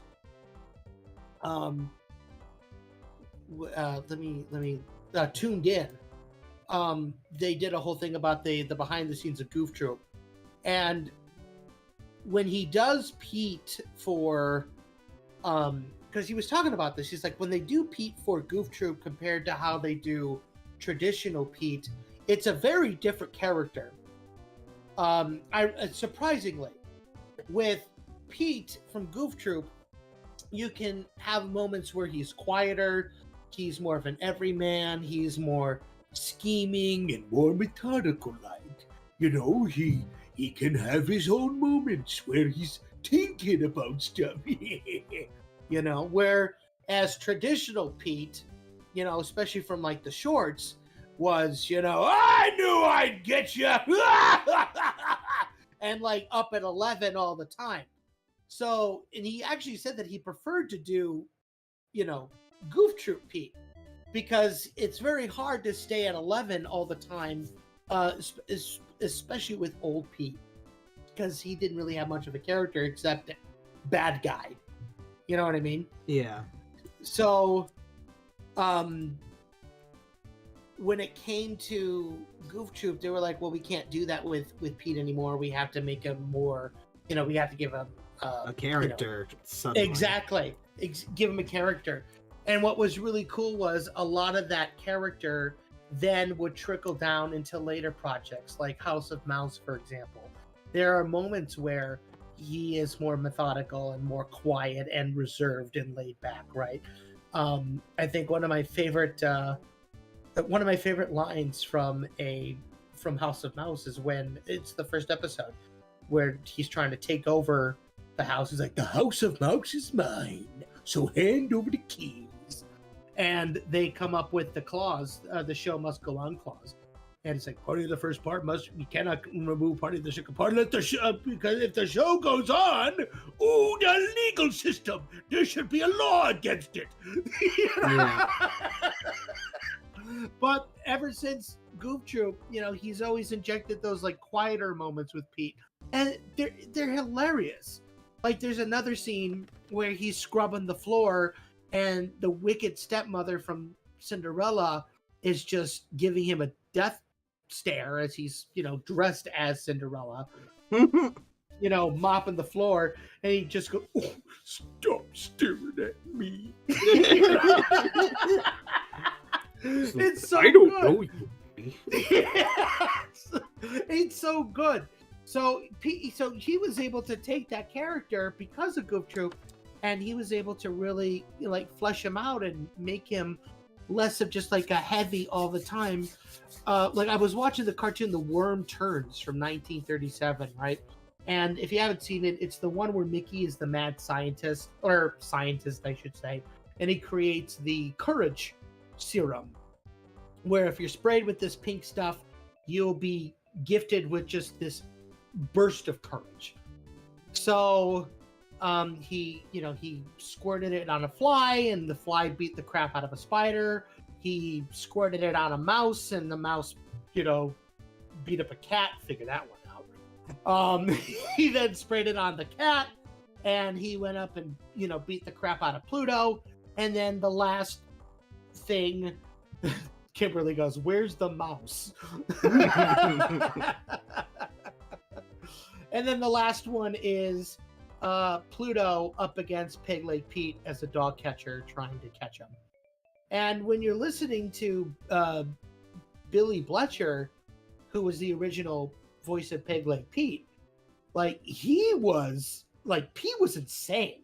He's just going, "I'll murder you," and it's like, "You won't get away from me this time. I'm gonna blow your head off." It's like, whoa.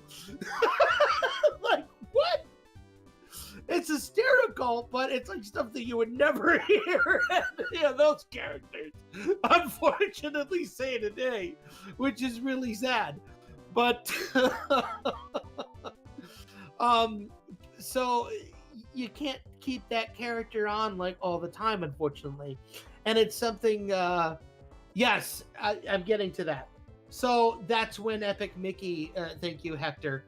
So that's kind of when they were talking about this reinvigoration of Mickey Mouse, and they were like, "Let's do Epic Mickey," and this whole new thing came around, but then it very quickly died off after Epic Mickey kind of unfortunately failed after the second game, which is very sad. But I actually really liked Epic Mickey.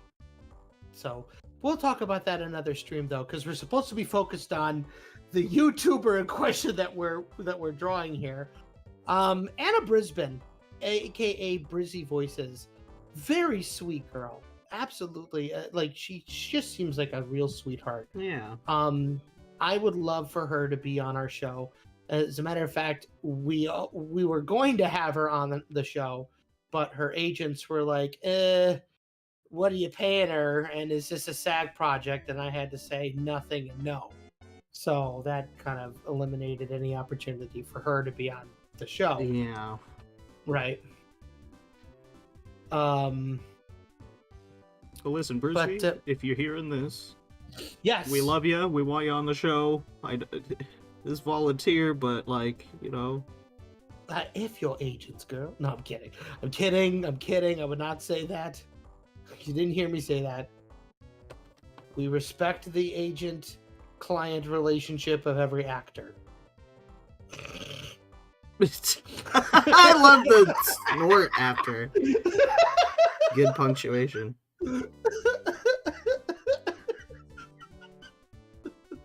We respect all agents.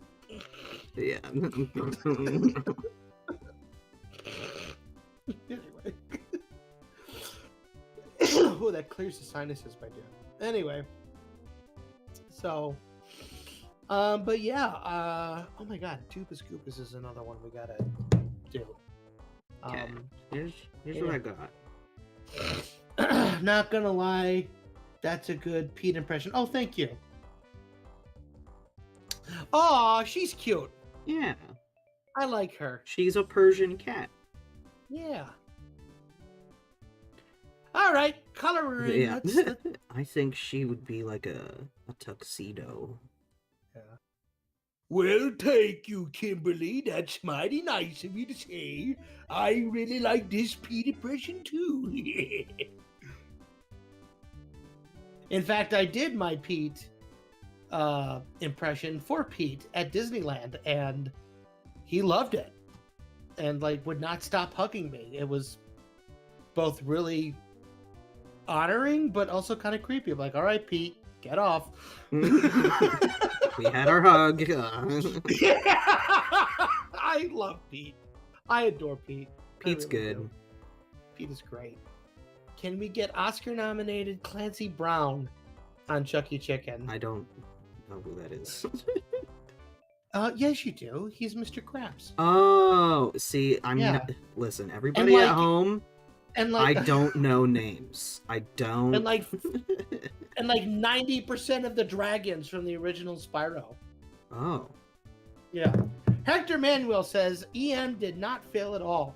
Disney Interactive had already made their decision and made big budget games like in favor of mobile games. Yeah. No, I agree with you, Hector. I think they really should have stuck with doing more. And Clancy Brown is Lex Luthor. In what version of X-Men there, Tamer? You gotta let us know, bro. You gotta let me know. What do they say? I'm like the Rodney Dangerfield of animation. No respect. Nobody likes me. Nobody likes me. Yeah. No, you're right, Hector. More like the Rover Dangerfield. Yeah. They favored mobile games over big budget console games because that's where the market was going. Incredibly sad. They were gonna do an Epic Donald game, believe it or not, and they were gonna base it off of the Carl Barks cartoons, comics, which would have been absolutely spectacular. And they had like this fantastic concept art that just was absolutely breathtaking. I would have really loved that. Like the Epic series really should have. Like the Epic series was poised to be like the next Illusion series. That's never say Rover Dangerfield again, Elias. Saberwing says. I said Rodney Dangerfield. What did I say? Yeah, exactly. So, but you know, if there's one thing that Spectre did, he brought Oswald back to the public. That's in true. a big way, which is huge, and gave us Hortensia and the Gremlins, because the Gremlins were actually characters that had never appeared. They were created in the 40s for like for a World War II cartoon, but they never appeared because Warner Brothers beat them to the punch with a Bugs Bunny cartoon with the Gremlin. So they decided not to do their Gremlins, which is insane to think about. But yeah. Epic Goopy? Goopy. I mean, the game was quite goopy. It was, yeah. What an epic Goofy game would look like? It would look so good. Yeah. You know what? I think one of the reasons they were like, maybe we shouldn't do Epic Donald is just, you would have to listen to Donald for the whole game. Well, Goofy actually was planned to be an Epic Donald, and they were gonna have him kind of be Super Goof, which was this comic book. Like Epic Donald would have been more based off of the forgotten comic books that Disney has done forever, right? Because Carl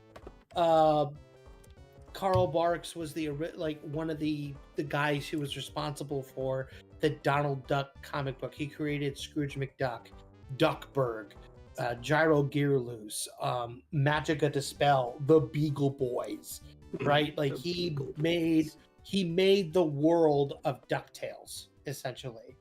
So this game would have been all about all of these epic adventures that Donald would have gone on with Huey, Dewey, and Louie, Scrooge McDuck, Mickey Mouse, Goofy, like all these characters would have been in it. And it was poised to be like the Illusion series, which, by the way, if you have never played the Illusion games, go play Castle of Illusion, World of Illusion, and Quackshot on the Sega Genesis. They are absolutely spectacular. They're such good games. You know what? Let me put a link to this video about Epic Mickey for people.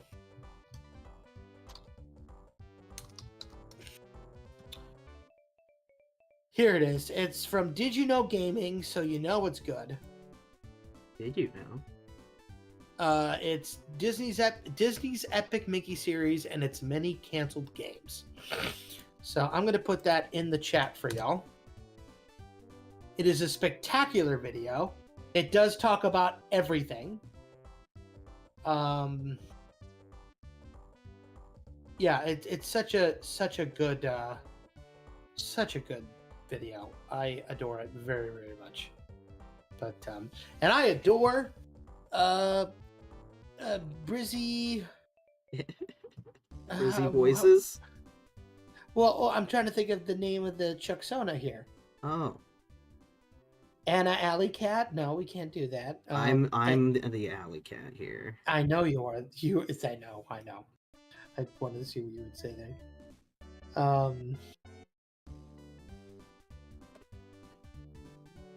They did. They remastered Castle of Illusion 10 years ago, and it made me sad because I like the original so much better. Did it just not play as well? Well, it was 2.5D. It was. Yeah. Now, if they had done it like the DuckTales remastered game by Way Forward, probably would have been infinitely better. But it also had Brett Iwan as Mickey's voice, so that kind of docks a couple points in my book. Again, I don't dislike Brett Iwan as a person. I just don't think his Mickey voice is the best. And Disney apparently agrees because Once Upon a Studio, they didn't use his voice, so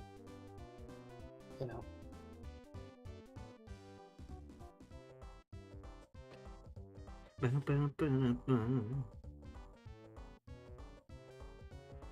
yeah, I mean, what are some other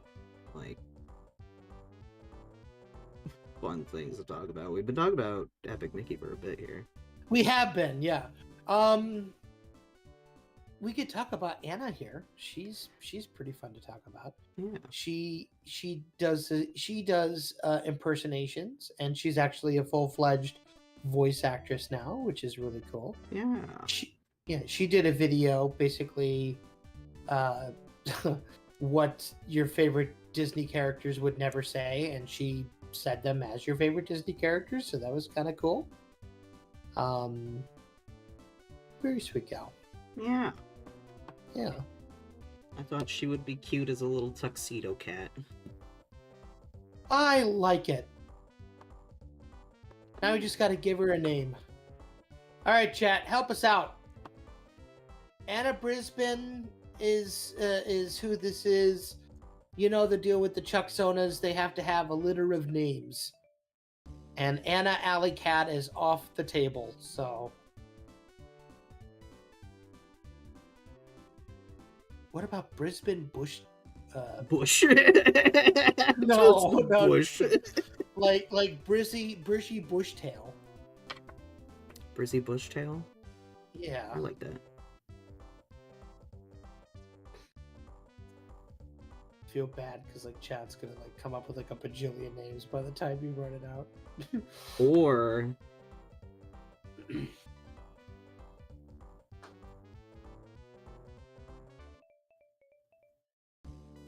Brizzy Persian. That's not a. Oh. That's not alliterative though. Oh, Prizzy. Yeah. Prizzy Persian. All right, chat. Brizzy Bushtail or Prizzy Persian? I'm gonna make a poll. Yeah, make a poll. All right. Oh, no, Have some fun with it. Prizzy might be too close to Prissy for some yeah, people. I was thinking of that. Alrighty. So I think Brizzy Bushtail it is then probably. All right. I don't Saberwing for the win. Yeah. Brizzy Bushtail. And then God, we've done 3. How long have we been going? We're at about 2 hours. Okay, yeah. Yeah, we're 2 hours. Yeah, that's not bad. All right. All right. We could probably wanna do a another one? handful more. Yeah. Okay. Yeah. Do a couple more. All right. Okay. Do you want to take a break? Are you good, or how you feeling? I mean, I'm doing good, but if you want to take a break, we could take a short break. One more, then we'll take a. Okay. Then we'll take a break. Yeah. Funny cat. Prizzy is good. Brizzy Bushtail. All right. Cat girl. Cat. That great name. And give Original character. Do not steal. I'm just erring on the side of caution, and we appreciate you, man. All right. Do we want to do another girl? Or do we want to do a guy? What do you want to do? Tell you what, pick a number. 7. Okay. 1, 2, 5, 6. Okay. Emirichu. Miss Emily Emirichu. Miss Emily Pikachu. Emily Pikachu. Game Grumps recently uploaded a playthrough of Phantasmagoria, and they felt the need to censor the cat's name because apparently now it's a triggering insult. Prissy? Oh, Tamrico came up with Felicia Feline. That's not bad. That's Do we not have a bad at all. Felicia already? I don't think we have a Felicia. Felicia. Felicia? Oh my gosh, I do like that name though, Tamer. Oh, all right. If Brizzy Bushtail doesn't work, then maybe we'll do Felicia. Because I'm trying to like incorporate the person's name. Oh, that makes sense. Yeah, that is a. That, oh no! What? I need to check the chat. Yeah. Oh yeah. Especially Yeah. in the UK, that is that's no word. Yeah. Everybody wants to be a cat, no pun intended. Yeah. Yeah. That The only cat. because the No, cat's no, the no. only cat. Yeah. But yeah. That actually is a rough word in the UK. Yeah, so they just kind of avoid it everywhere. Like, it's so bizarre to me. If you think about it, before the internet, there were words that you could not say here that you could say in places like Australia, right? I think we know what we're talking about in this particular example. But now, because we're all interconnected, like cultural vernacular and cultural acceptance of certain phrases and certain words in their country is now like being chastised by people who don't even live in their country. You know what I mean? I mean, Like- I get it, but also in the case of like Game Grumps, they want to make sure that they're Like, yeah, because they have an stuff is- international audience. Yeah.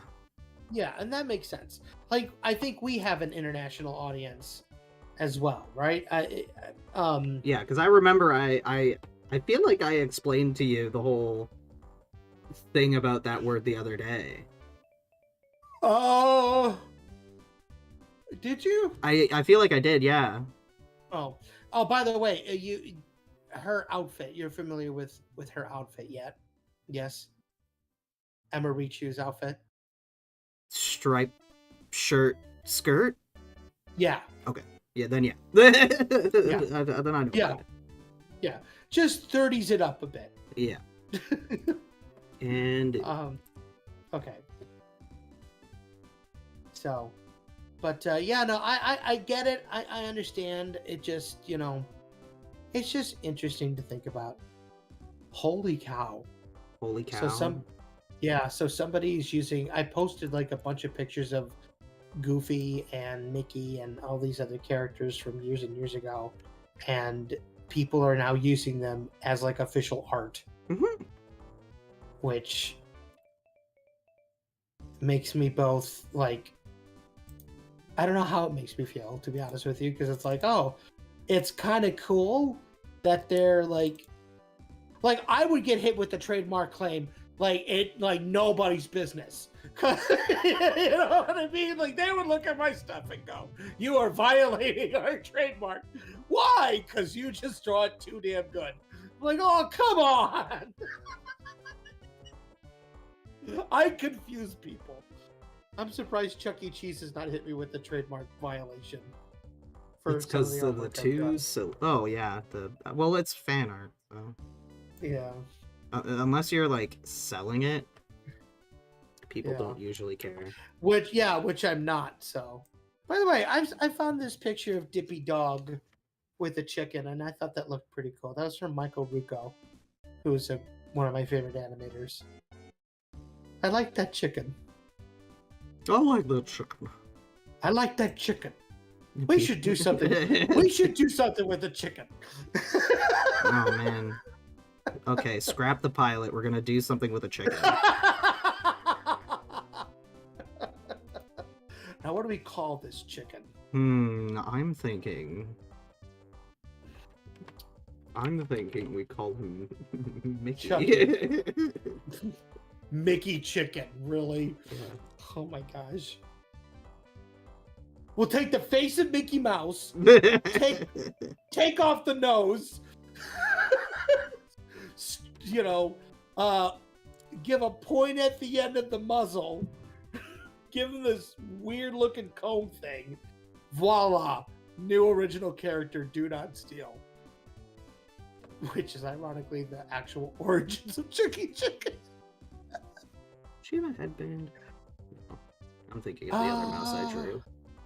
Yeah. Okay. The arms. Always trying to understand what to do with the arms. Well, let me look at an Emirichu. Here we go. Hang on. Well, Emirichu is an artist. She's a really great artist. She currently lives in Japan. She loves anime cafes. She loves the strawberries. She loves cutesy things. She also loves magical girls, like superheroes, like Sailor Moon. Yeah. I'm aware. She just loves being cute. She loves cutesy stuff.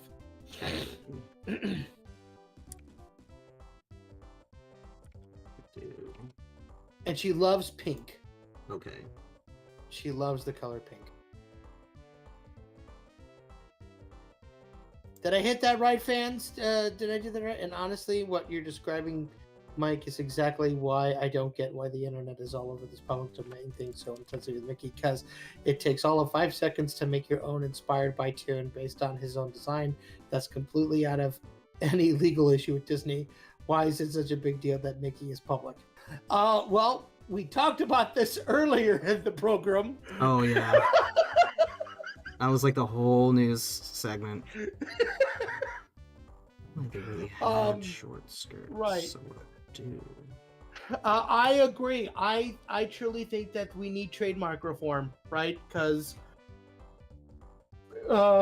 excuse me, by 2030, like a version of Mickey Mouse that is readily known to the public is going to be available in the public domain.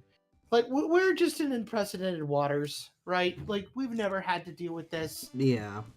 Because typically characters from books enter public domain, no problem.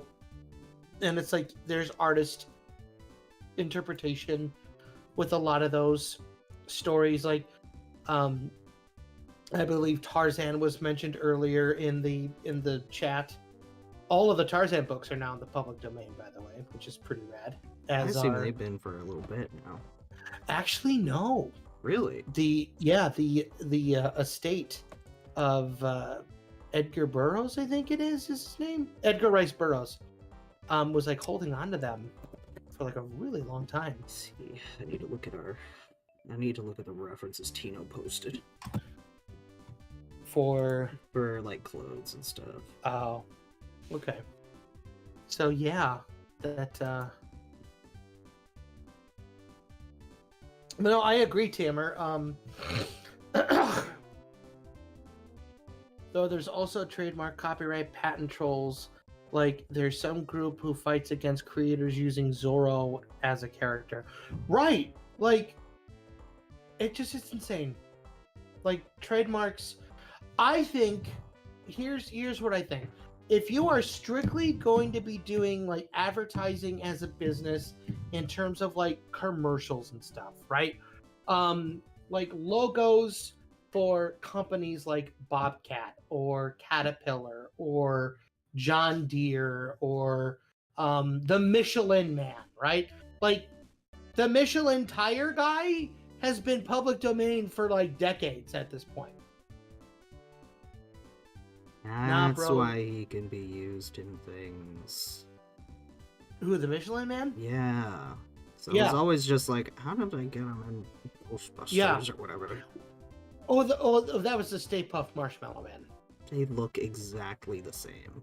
Well, anyway. Well, that's the thing, right? Trademarks are just to be used in market sale items, not exclusive rights. But that's the problem, though. Disney is going to be like, you can't use Mickey Mouse because we own the trademark. You can't call him Mickey Mouse because we've trademarked the name Mickey Mouse. It's like, well, what the heck, man? Like, what about...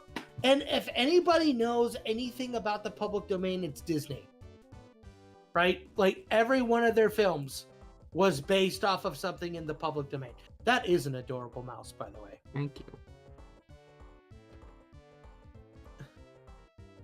And we're going to call her Emirichu. That's not alliterative at all. All right. You could even just go Emmy Mouse. What? You could just go Emmy Mouse. That's got a good ring to it. Not quite as alliterative, but there is you get the M's in there.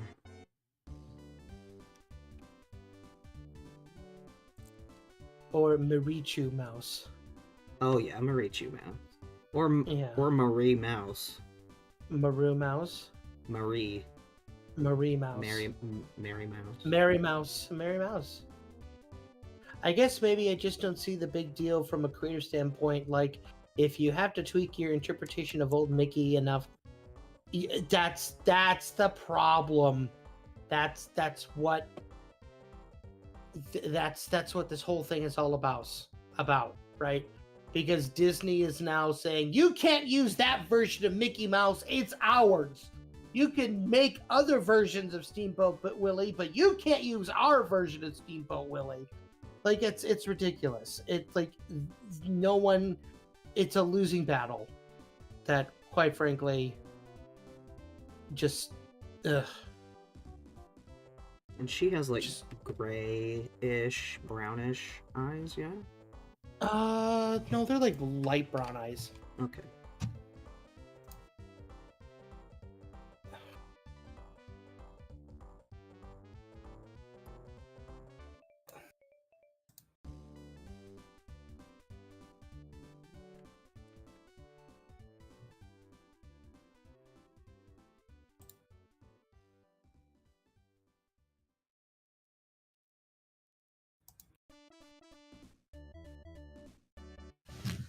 Take Disney to court and have one lawyer.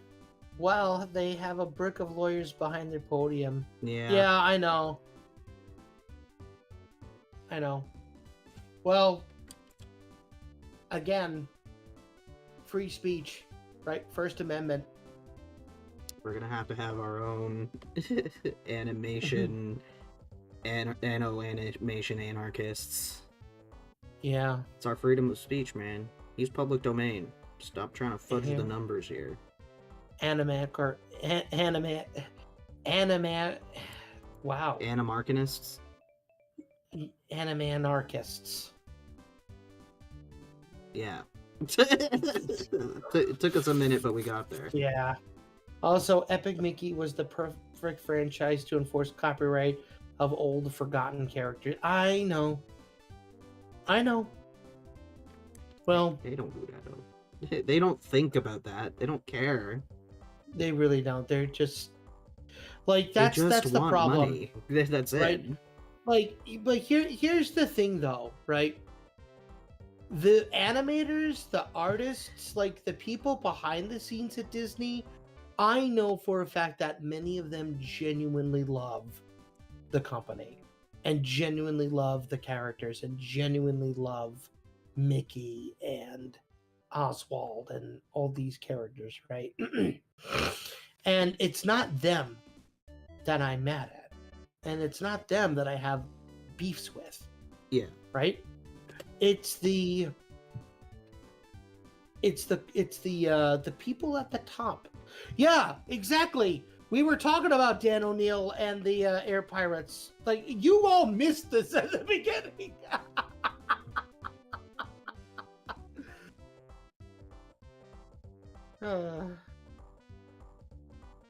Exactly. Like, but Hollywood is scared, right? A lot of it has to do with the fact that we're just kind of... Yes, exactly. It is the suits. It's the people up at the top. And it's frustrating. I guess technically I sort of am a suit, aren't I? Because I am one of the people at the top of this organization. Yeah, but if Chucky Chicken went public domain, you'd be like, okay. I mean, yeah, as long as you didn't, like... Well, listen, if it's public domain, people are going to do whatever they want. I know. Right? Like, let me be dead before he goes public domain, please. Well, I assume you would be. Right, yeah. Like, I would not want my great-grandchildren to go, he's our great-grandpas and he belongs to us. Like, no. Like, give him to the world at that point. I'm gone. You know, he served his purpose. He's done his job. You know, he made my family rich and famous beyond and comfortable. Like, let the world have fun with them, right? That's how creativity grows. That's how new ideas are formed. That's how new stories are told, or new versions of stories are told. Because if you keep them locked up, like, that's the whole fight that we've been having, and that's why Mickey Mouse entering the public domain is such a huge deal, is because Disney were so anti public domain for so long. They did not want Mickey to go in. They were doing everything tooth and nail to keep him from going in. And now that he's in and there's really nothing anybody can do about it, they're gonna find new tricks to try and hold on to this copyright, and they will get in trouble. They are going to get in trouble for trademark infringement. When that happens, then the laws are going to get changed, and then everything that they have been trying to hold on to is gonna collapse. And I ain't gonna feel bad one iota for them. Right? Yeah. I mean... Listen, Mouse Man. Listen, Disney. I like black and pink and black, I think, would look really nice. Yeah. Pink top. Black skirt. Maybe black, maybe pink fringe and a black collar. This one? Yeah. Pink there and then black for the for the blouse and the collar. Okay. Well, I do have a question in that regard, Mike. Why does it have to be Mickey in that regard? As in, we have the inspired by things that do really well, like Cuphead. They were clearly inspired. It doesn't have to be... I guess I don't understand your question. In regard to what? I want to answer your question, so... Just want to make sure we understand the question. Right, yeah. Oh my gosh, there was Milton and Mary Mouse from Van Buren. They were the original Mickey knockoffs. Hector, man, you and I, we're just like... Yeah, even if Walt stole from everyone. Like, Walt didn't... Okay, so Walt Disney didn't steal. That's like the thing that people are like missing the point on. Walt Disney did with Cinderella and Snow White and Pinocchio what every other person is trying to do with Mickey Mouse today. Taking the original source material, put a Disney twist on it, put out a new story. Like that's kind of the thing, right? Disney did not verbatim retell the story of Snow White and the Seven Dwarfs. He added songs like Hi Ho, Whistle While You Work, Someday My Prince Will Come.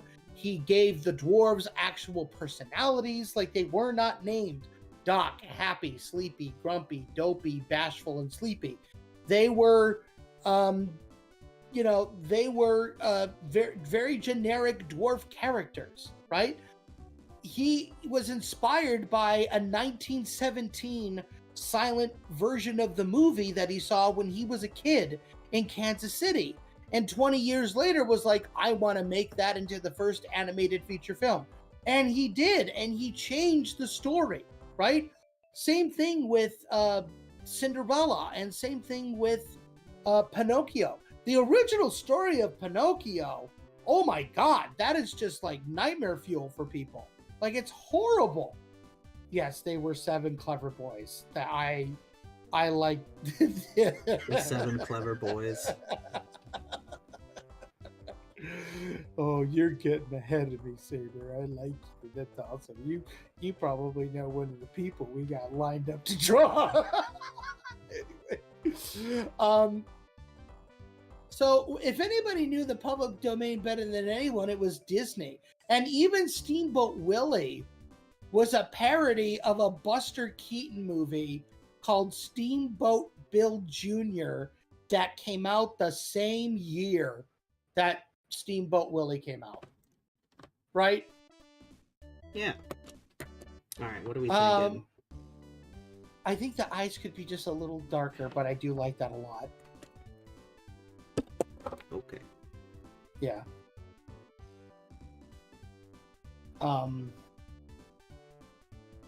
It was the 1917 silent version of Steamboat of Snow White, Cat Fox. Mm-hmm. Like the silent movie. Yeah. Yeah, that Walt watched. So, like, he knew better than anybody. And ironically enough, Bambi and Dumbo, he didn't, like, those were not original Disney stories. Those were books. and he paid licenses for books, right? To turn them into animated movies. And because he was Walt Disney and he invented Mickey Mouse, they were like, yeah, okay. Exactly. Yeah, exactly.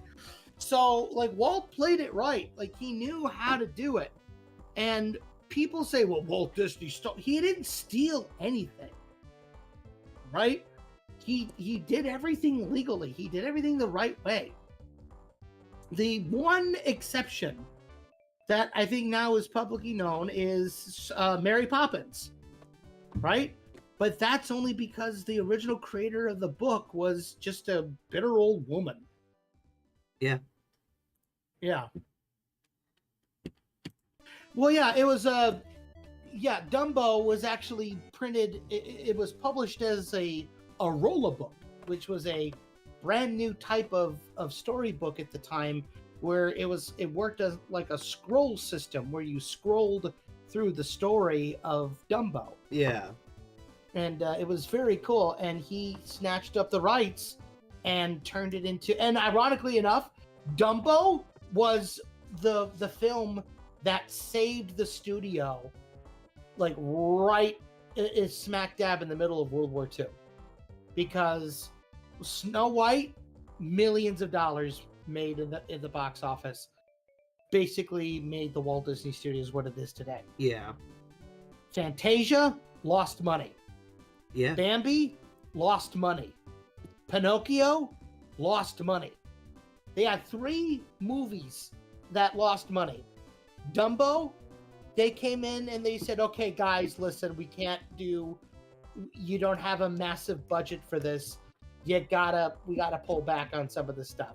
And they made Dumbo an elongated, silly symphony. Mm-hmm. As a matter of fact, Dumbo is sort of the final hurrah for many of the original guys at the Disney studio, because many of them would leave shortly after Dumbo was finished because of the Disney strike of 1941.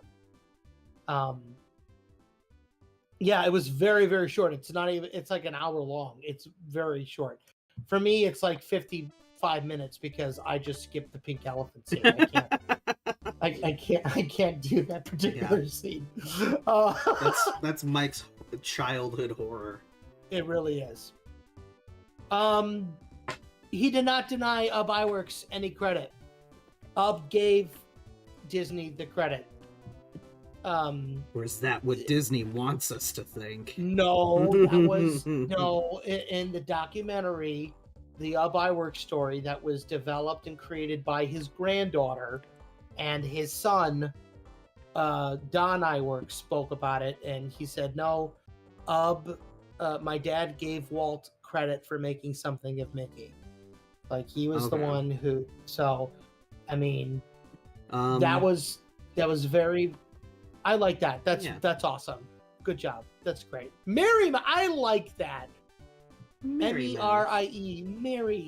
Mary Richu. Yeah, I thought that the spelling like that would be a bit closer to like her username. Yeah, I like that. Shall we go on a little break? All right. Yes, that's fine. We'll go on a little break and we'll continue after. Yes. We're probably gonna hit like. This is gonna go for a little while longer, so yeah, I think if you gotta go to the bathroom, you gotta grab yourself a snack, some water, whatever. Make sure you're hydrated. Yeah, we'll be back in a little bit, in a couple minutes. Yeah. All right. Yeah. We'll be like 10 minutes. Yeah. All right. All right. We'll be back, folks. See you soon. So long. What kind of film department are you running down there, Fox? Oh, come on, I just bought there. We need a clean slate.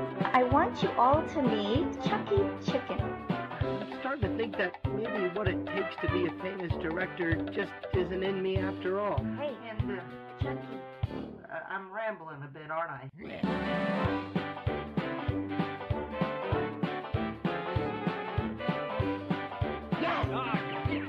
Here we go. Well, good night. Wait, what are you doing? Don't touch that! No! Stop it!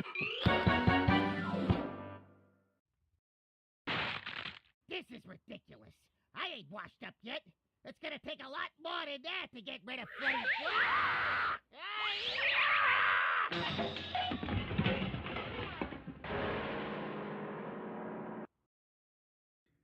Cheese and crackers. What are you putting in this water, kid?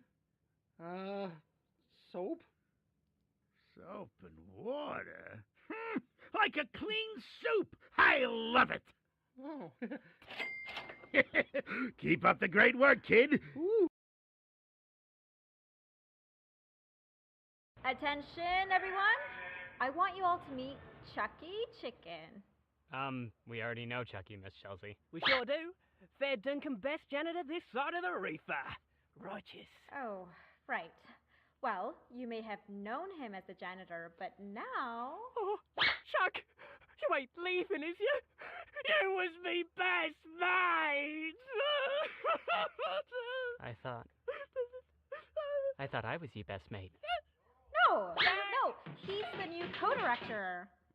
Oh, well, okay. Now I'm just embarrassed. I always thought he was some kind of rat. Lovely. Thanks for the fanfare. Hi kids, Chucky Chicken here. Remember when you're trick-or-treating, be sure that you only go to neighborhoods and areas that you know really, really well. Near Emma.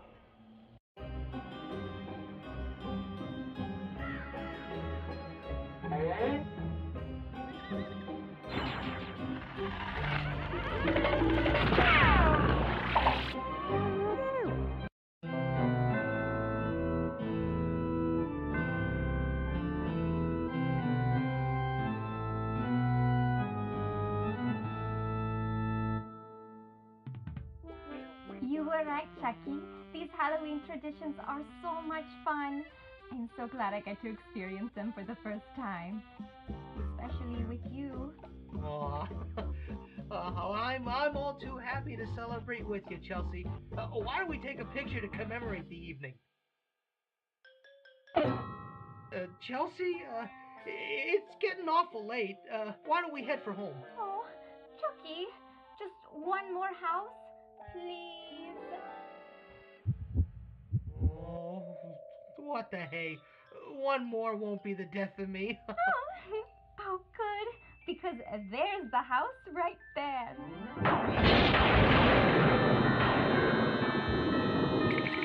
The old Brisin Manor! Chelsea, isn't there any other place we could go? It's the only house in town we haven't been to yet. You're not afraid, are you?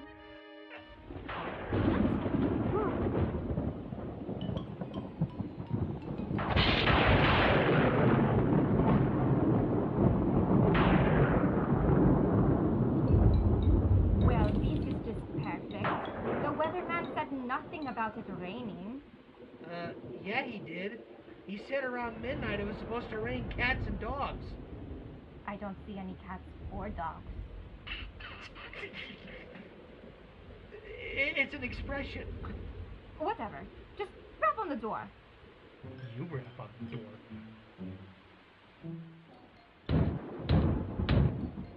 Well, nobody's there. Time to head back. Wait, Chucky, look.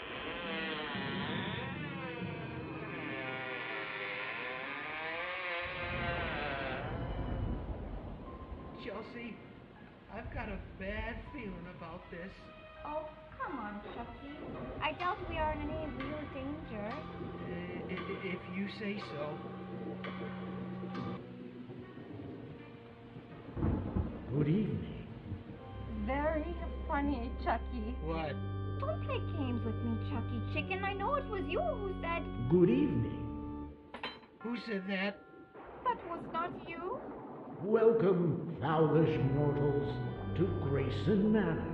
I am your host, your ghost host. Kindly step this way. We seldom have visitors, and there is much to see in this delightfully dilapidated place. Thanks anyway, but we gotta get going home. I'm afraid there's no turning back now. Huh? Do not be frightened prematurely. You shall not be harmed, but you also shall not leave without a proper tour of our home. Now, let us begin. Wonderful! This is most exciting! Come on, Chucky! As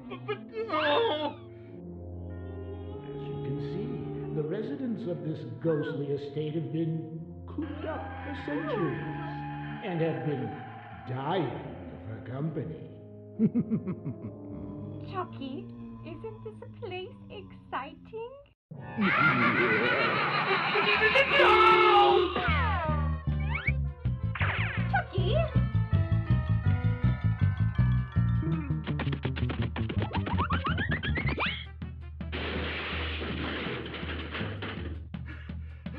Okay.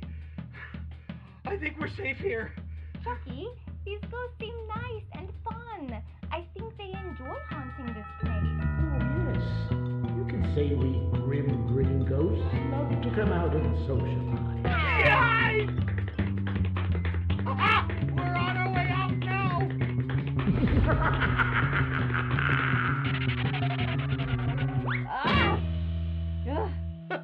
Whoops. What do you want?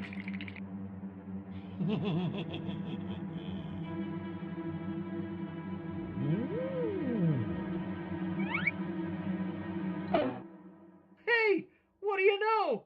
Candy! See? I told you this place isn't so scary. I guess you're right. Thanks, Chels. And thank you, Mr. Scary Ghost Man. Not at all, my friend.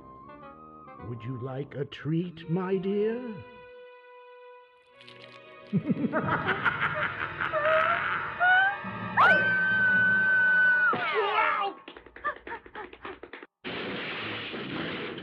Now I'm gonna tell you something now.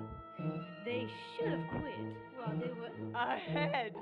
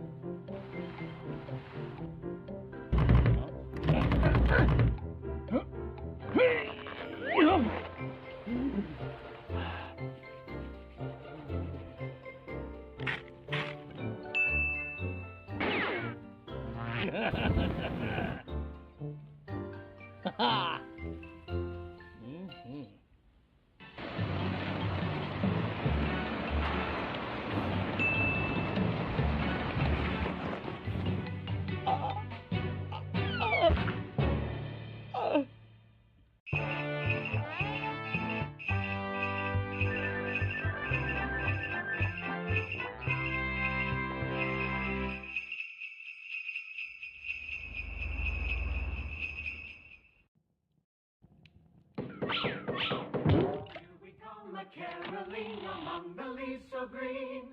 Here we come a-caroling, so happy to be seen. Love and joy come to you, and a Merry Christmas too. May God bless you and send you a Happy New Year. May God send you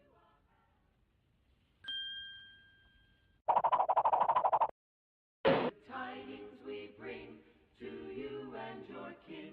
Good tidings for Christmas and a Happy New Year. We wish you a Merry Christmas. We wish you a Merry Christmas. We wish you a Merry Christmas. I love the Christmas, the holly and the mistletoe, all of the presents making pudding. And a Happy New Year.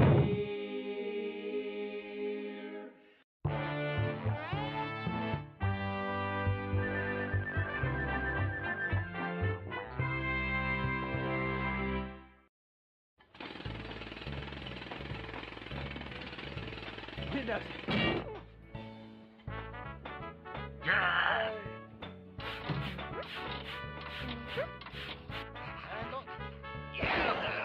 Hey, over here!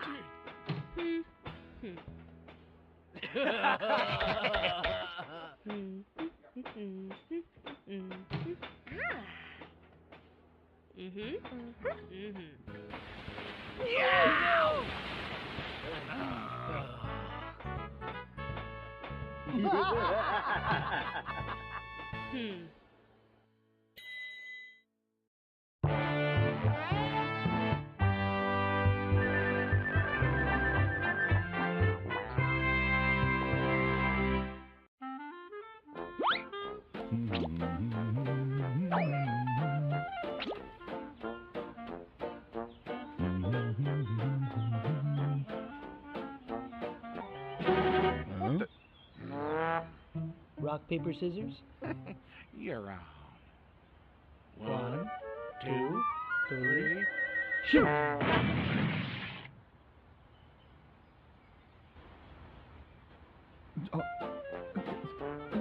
What the heck was that? I played rock.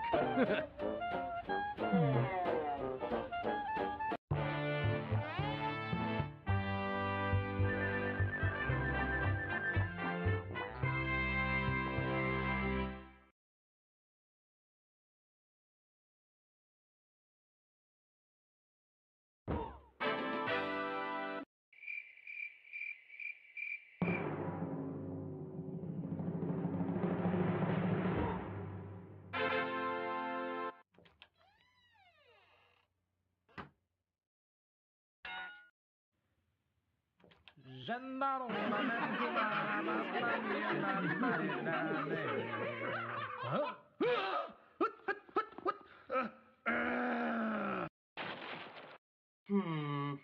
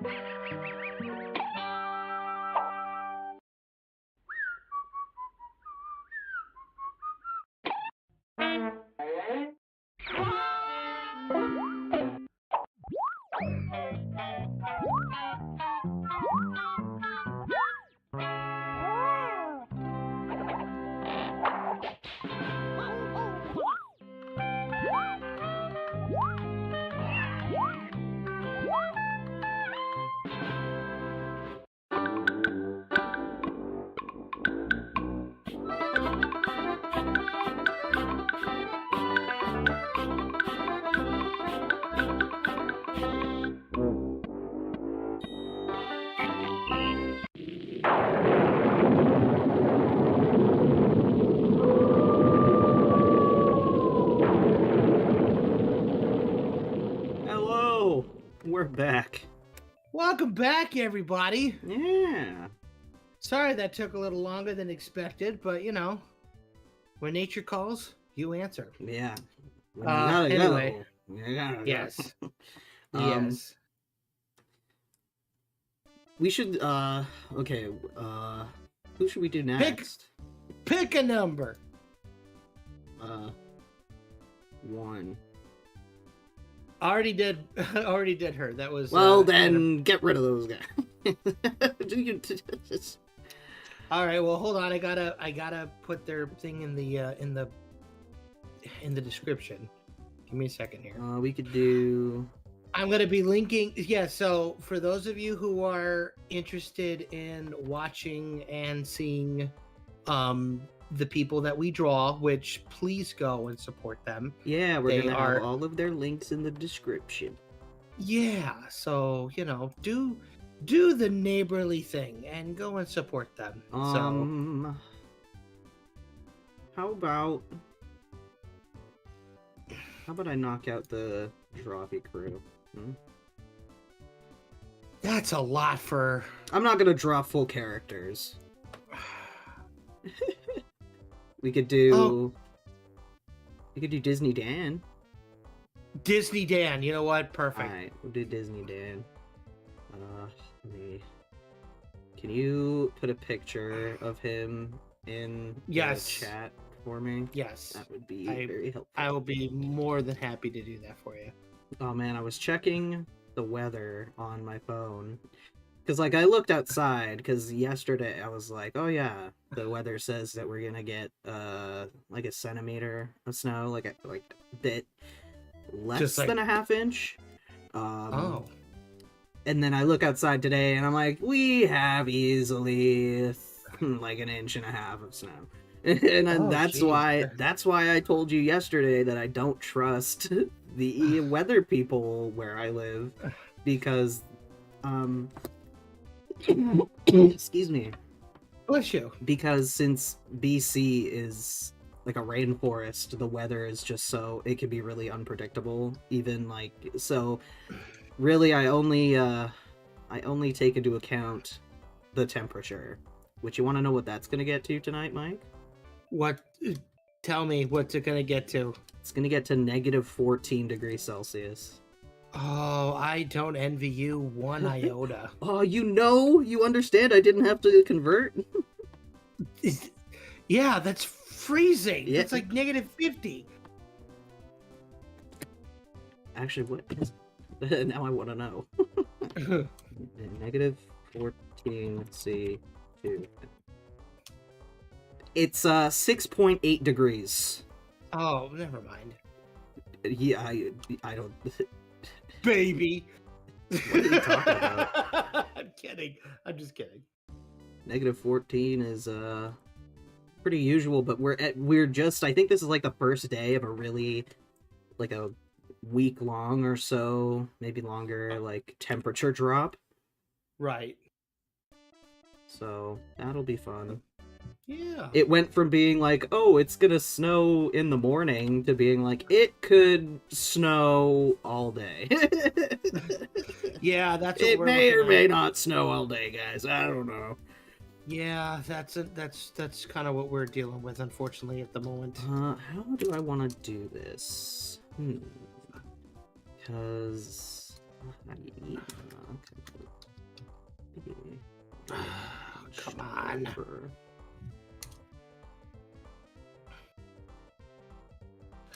I'm just gonna. Can I have a thicker neck?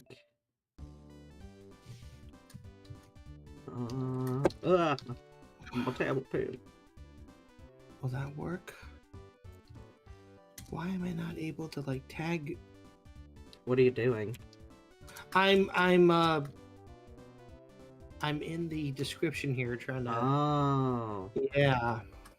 If it doesn't show up as a link right away, I think it will once it's like converted. Well, that's the thing, because like we'll talk about it later on the stream. That's fine. But anyway, sorry. We have these wonderful people here to get back to. Yeah. Let's say, oh, you guys got a bunch of snow. We had a tornado warning. Okay, let's talk about something a little more positive. Huh? What say you, Boo Boo? Excuse me?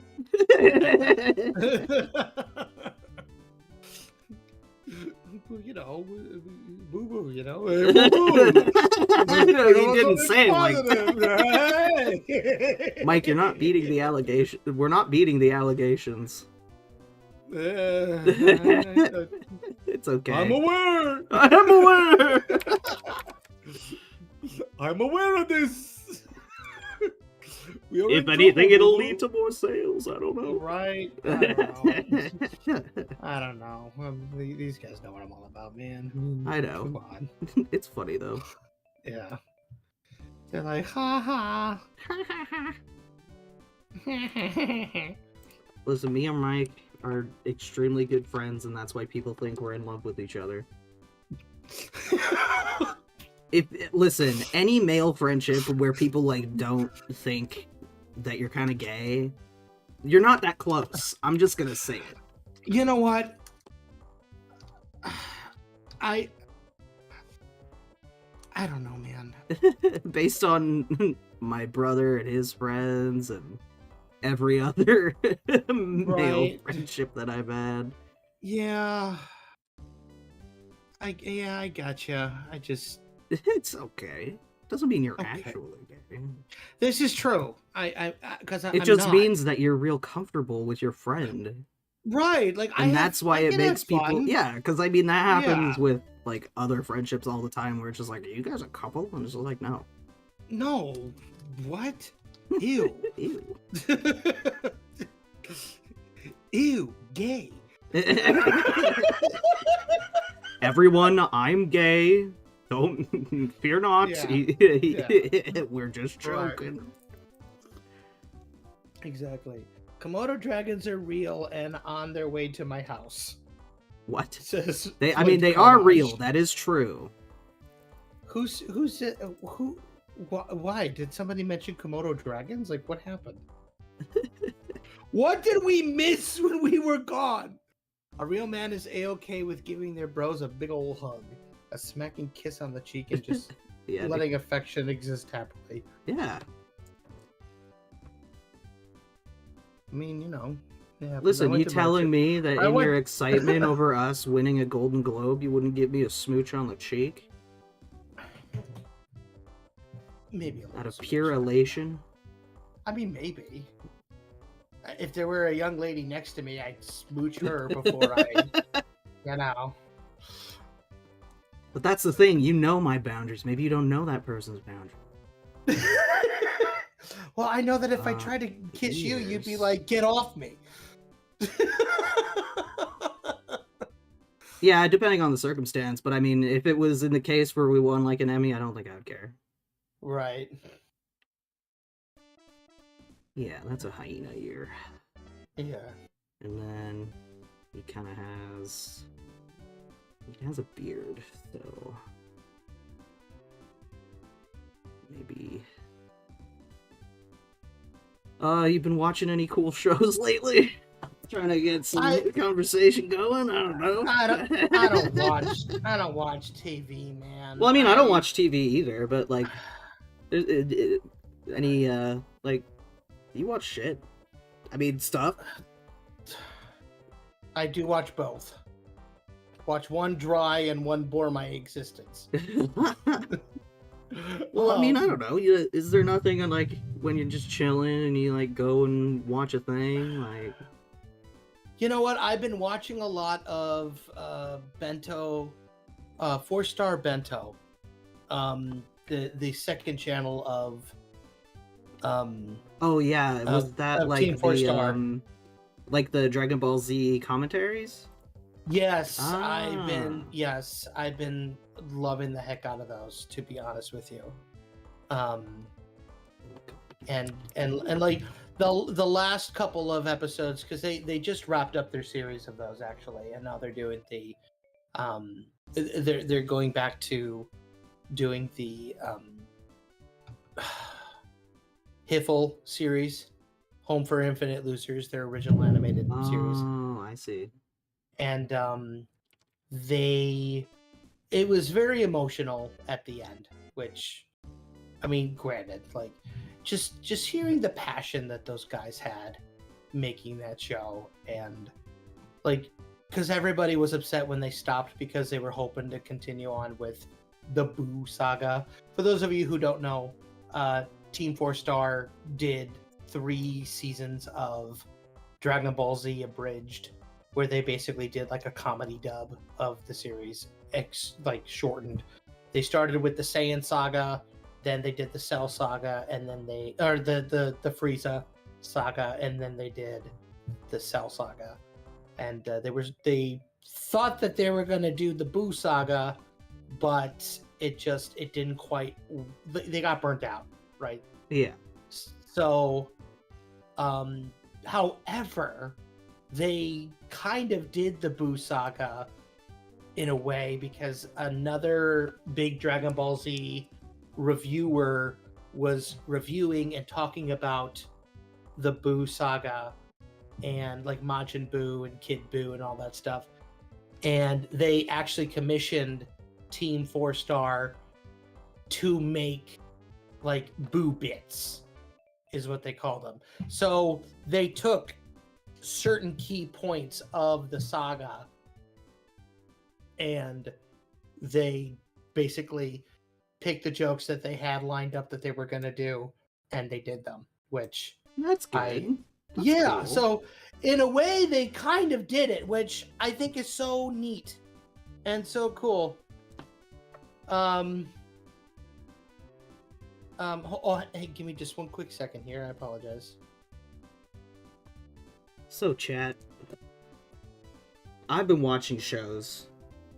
Tell me about the shows you've been watching. I have been watching various Dimension 20 series. Dimension 20 is an actual play show, so basically it's people playing Dungeons and Dragons, and they have all sorts of different like settings and stuff. Like the very first series is like magical high school. There's like one that's based off of Mentopolis is like Osmosis Jones meets Inside Out. Like it's the different facets of the mind personified inside the mind of a scientist, and they're trying to solve a mystery. It's very film noir-esque. And yesterday they released the first episode of Fantasy High Junior Year, which is very exciting, and I've been having a lot of fun watching that. It's given me a lot of inspiration because I hate to interrupt you, but I have to mention this comment. Flint Carnage says, "Ayo, Elias, are you single?" and then proceeds to ask, "Want to go to Dairy Queen?" Oh man, sure. There you go. We see how in the heck is it that you get out on stream before I do? I'm down to go to Dairy Queen. I love Dairy Queen, man.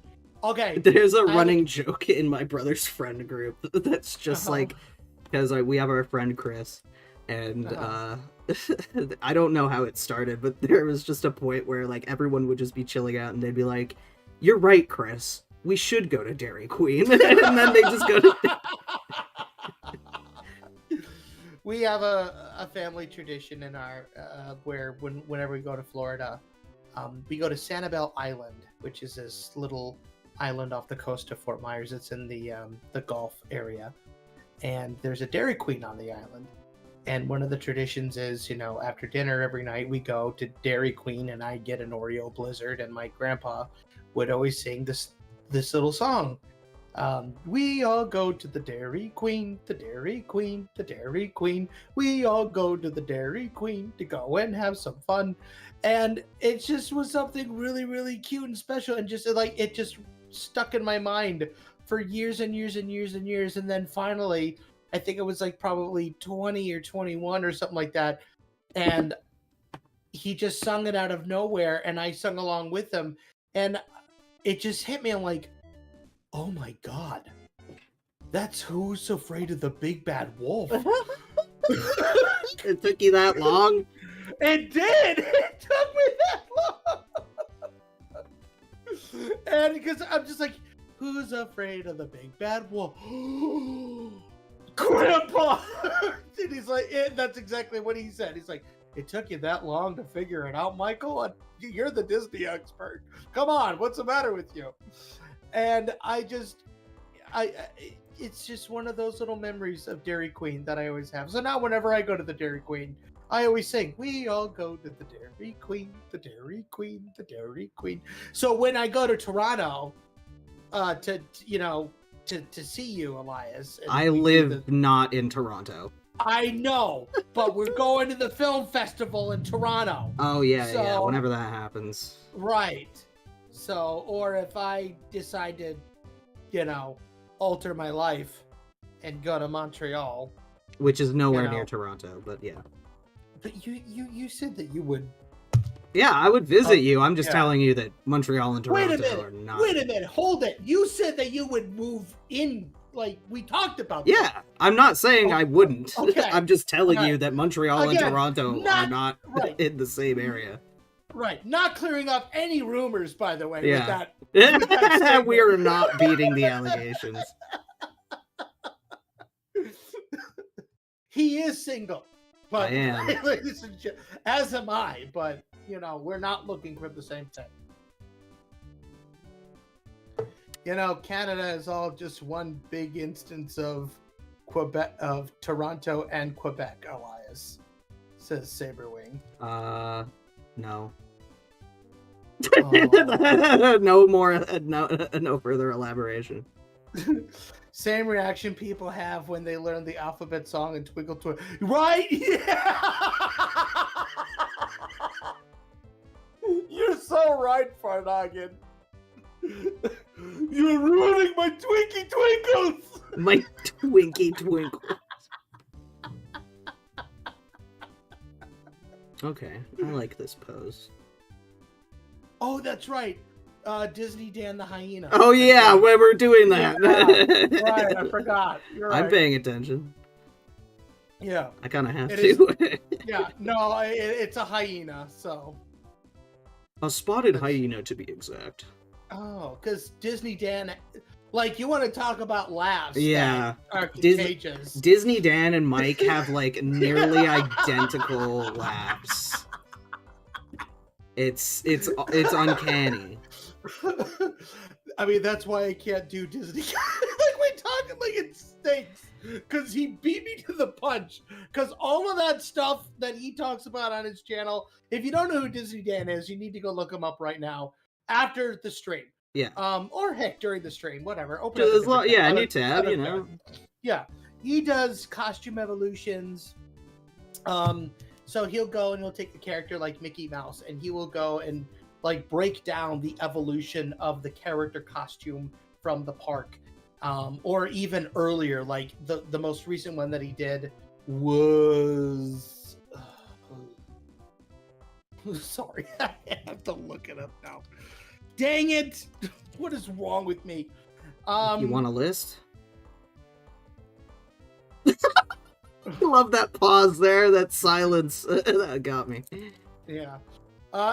Okay, so he just put out a video yesterday, the unhinged history of giant Furby costumes. Oh my god.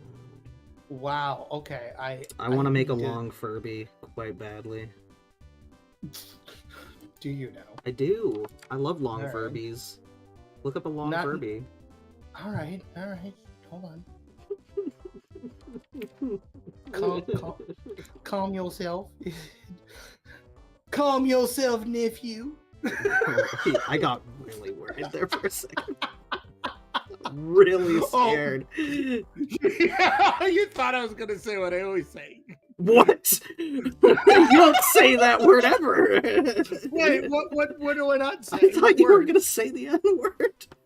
Oh no! No!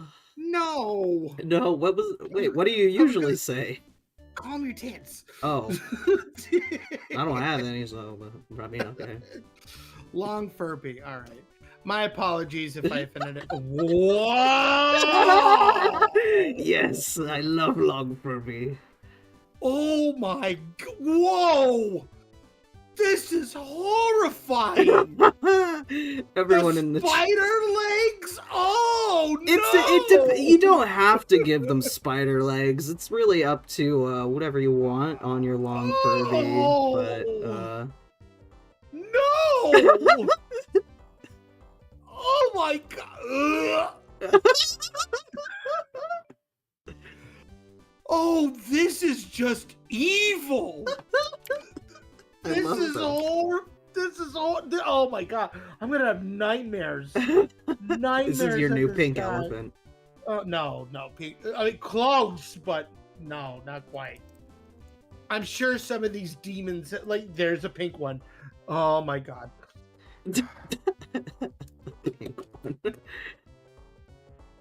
Oh my god. What is this? Here, let me find a long Furby for the audience. I sent you one. What is this? See, I don't want like a scary one. I just want the They're all scary ones. No. No, they're not. Image. Fine. Here's a somewhat normal one. It's coming in the little chat thing. Oh no, that's not the right image. That is not a long Furby. That is a SultanSketches. Wait, Did it save as a web MP image? Maybe. Oh, it saved as an AVI file. What the heck? No. Oh, that's not what I want. Why are they all WebP files? I don't know. I hate WebP files. Mike's horror is so funny. You know what? I am glad that my genuine terror brings you to light, Flint. go suck on a dilly bar with Elias. Because Okay, you're going I'm on just that gonna date take with the it. Dairy Queen. Oh yeah. And now you're gonna hide him in the show along with Muscle Arm Cat Dude. Oh my god! You gave him a name. What He did you did have a name? name. I forget what it was. Like Dimitri or something No. like that? No, I think it was. It was like a Russian name though. Yeah. Or a Polish name. Eastern European of some I just sort. want a long Furby like this. He's just so long. He's good. He's got no scary appendages. Though you can put them on there if you want. God, yeah. Elias. Listen, hear me out. Hear me out. All right, you have 1 minute. Go. You're a burglar and you enter my house and you see the long Furby. Do you really want to mess with me? No. Exactly. I would run. Exactly. I would run. I would call the police on you. Like, yo, I was trying to rob this guy's house and he's got like this weird snake monster. You need to look into him. Like, stat. No, I didn't steal anything. Okay, good. Okay, so... No, I don't like the bedroom eyes either. That's what bothers me. I just Jeez. like them. They're just Like, little he looks like guys. he makes you uncomfortable. Like, especially when you're at work. What are you doing, long Furby? Stop it.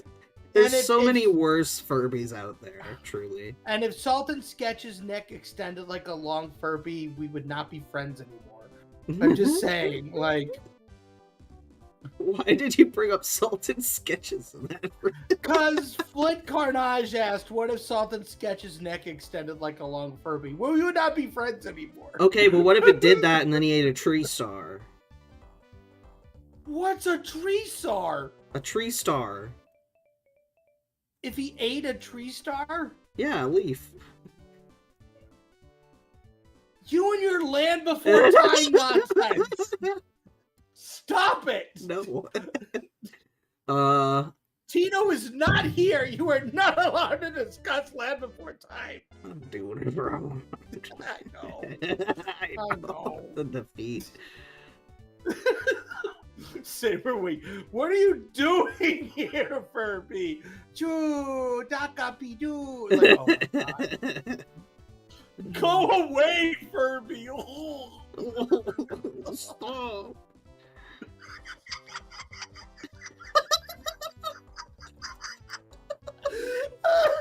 The wheezing. Just the wheezing.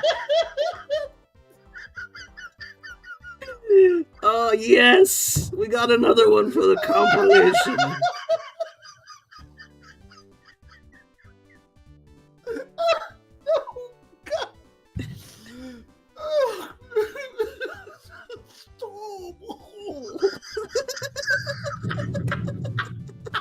You're just doing this to yourself.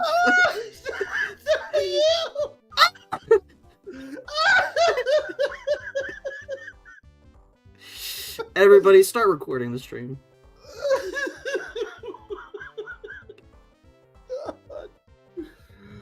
Oh my lord.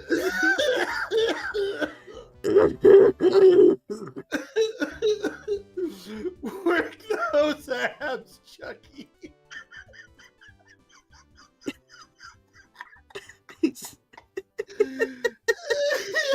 Oh, did we tell them? I think we told them that I made you laugh so hard you fell over. Yeah, I don't think we did. Yeah. Oh, Well, that happened. this was like a couple of weeks ago. I swear Chucky laughs like DisneyDan. That's what we were saying, Hector. Keep up. Oh my lord. Why do you think we made DisneyDan a hyena?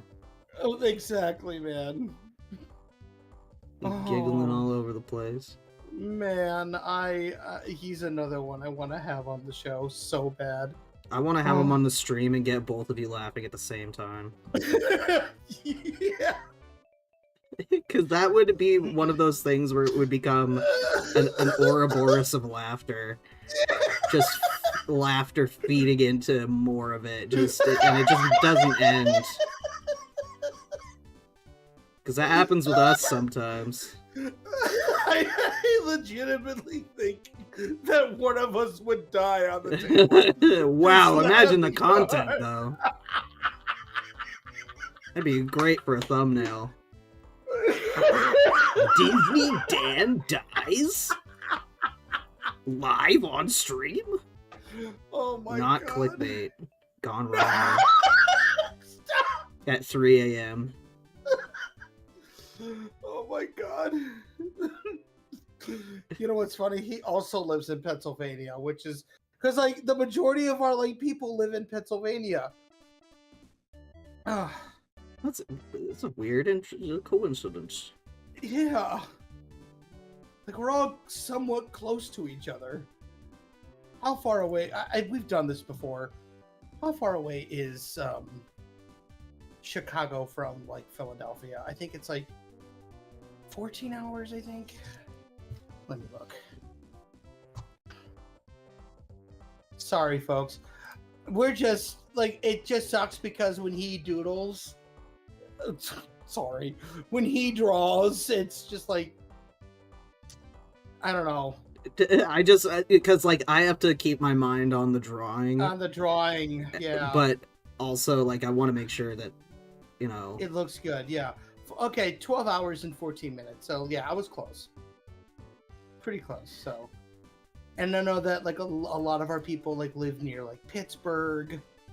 I have an uncle who lived in Lancaster. Y'all ever been to Lancaster, Pennsylvania? No. Amish country, baby. Oof. We got a lot of Mennonites over here. Oh.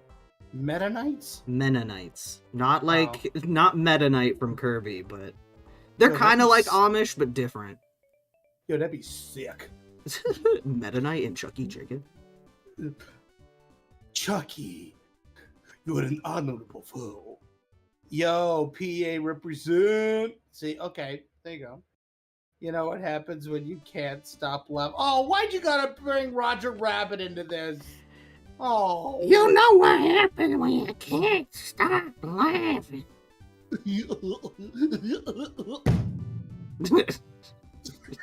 Yeah. You got yourself again with that one a little bit. No, I'm drinking my coffee, trying not to choke. Don't do that. Oh, God. We're having fun. Happy 25th episode! Yeah, guys. Happy 25th episode, everybody. Yeah. Well, I have a couple of news stories that we could talk about that I didn't get a chance to talk about in the previous segment. Yeah. That we could talk about, but you got to hit me with that sound effect first. Okay.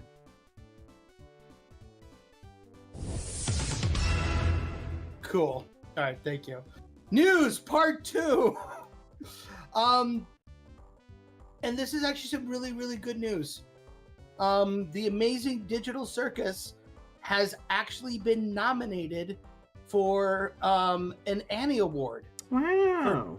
For Best Character Animation in TV/media. That's cool. Good for them. Yeah, it's like one of the, like, it's a huge win for indie animation, because this is like this is very, very, very, very, very big. I think it's like one of the first times that an indie animation project has actually been nominated for an Annie Award, which is like the Oscars for the animation industry. So yeah, that's huge. So good on them. Like, you know I poke fun at people who like that show, but you know, seriously, congrats to Glitch and Gooseworks. They did a great job. So it was just everywhere all for like a long time, and it was like, all right, enough already. But you know, this shirt is... I don't know how the heck they did it, man. But I'm proud of them, but I'm still so confused.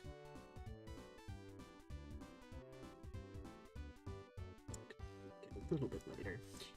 I hope I'm not offending anybody in the comments with those, but yeah, it's just not our cup of tea. Then that's all right. Yeah. Everybody has their own thing. What's your thing?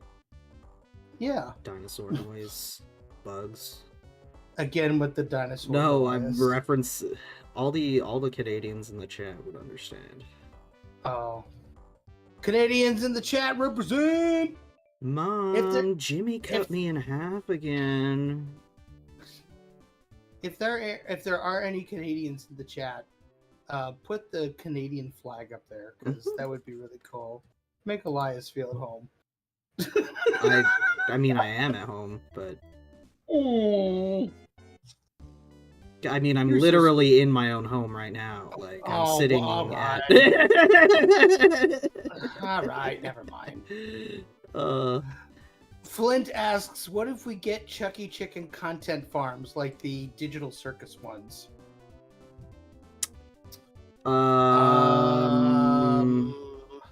Lawsuit. Yeah.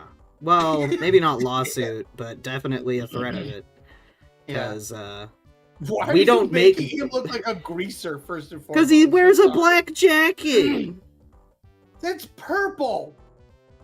What? I said, yeah, he's wearing a purple jacket. Oh, I thought that was just the lighting. No. Okay, well, I can make it purple. You fuel. Like that? I'm sorry. It's. I would never say you're fuel. Little lighter. Okay, a little lighter. Anyway, you were saying about the content farms? I mean, yeah, like, it's something we definitely wouldn't let stand.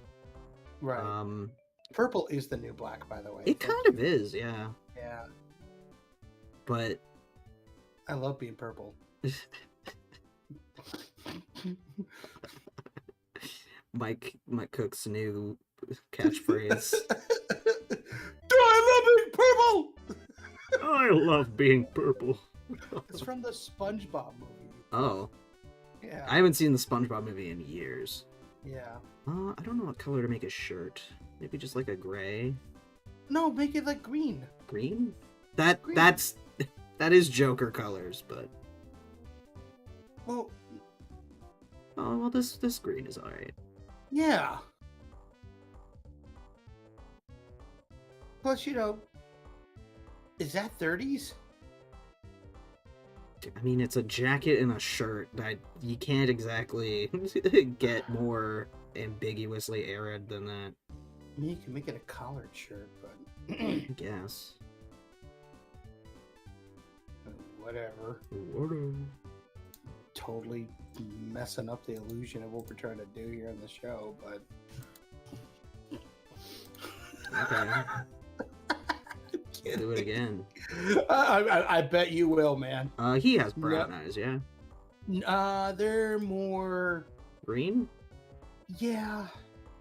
So, like darker kind of green. Yeah.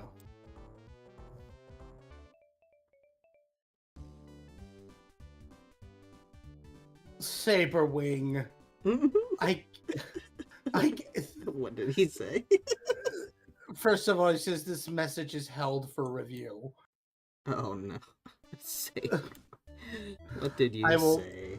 I will share it with you. Hold on.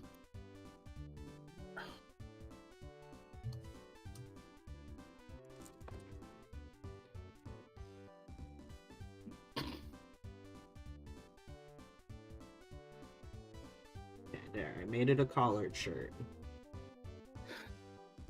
Did you get it?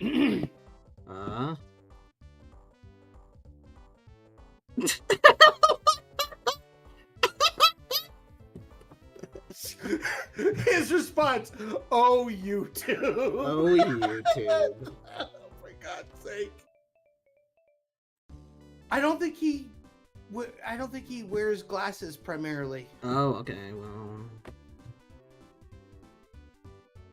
Yeah. The wrong picture you sent me. No, they weren't. He doesn't wear glasses. Oh, never mind then. There he is then. There he is. Harmon Hyena.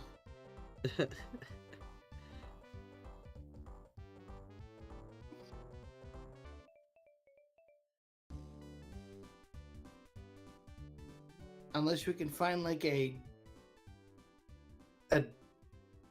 D name for a hyena.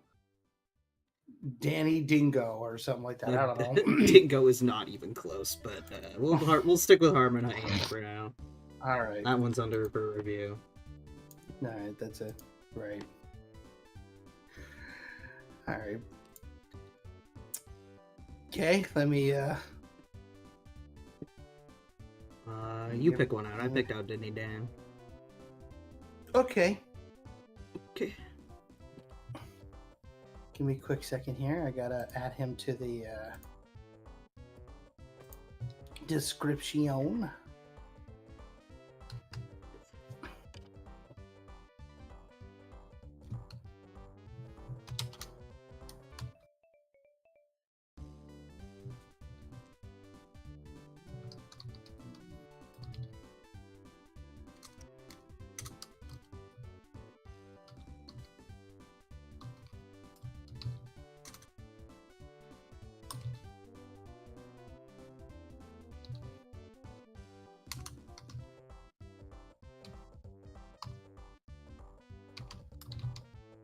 Oh, I guess I can't tag him and stuff. All right.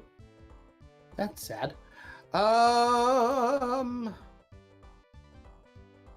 Okay. Give me a quick second. Hold on. Oh, you just adding him to the description? Yeah. Yeah. You know what? How about Oreo? Okay. Yeah. Yeah, we're gonna make her a French poodle. That'll be fun. Yeah. By the way, folks, I would really like to do more of these. Do you need a picture of Oreo, by the way? Yes. Okay.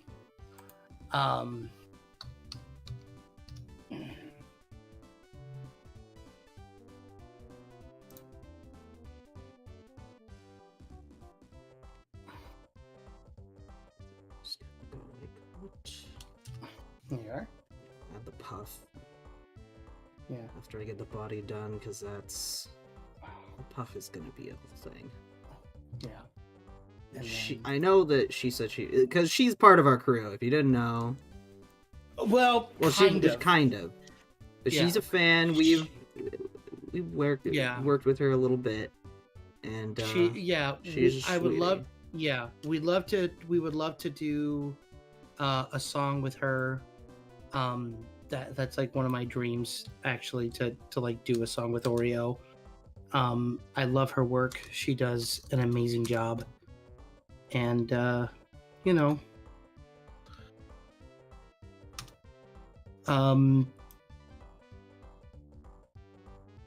yeah.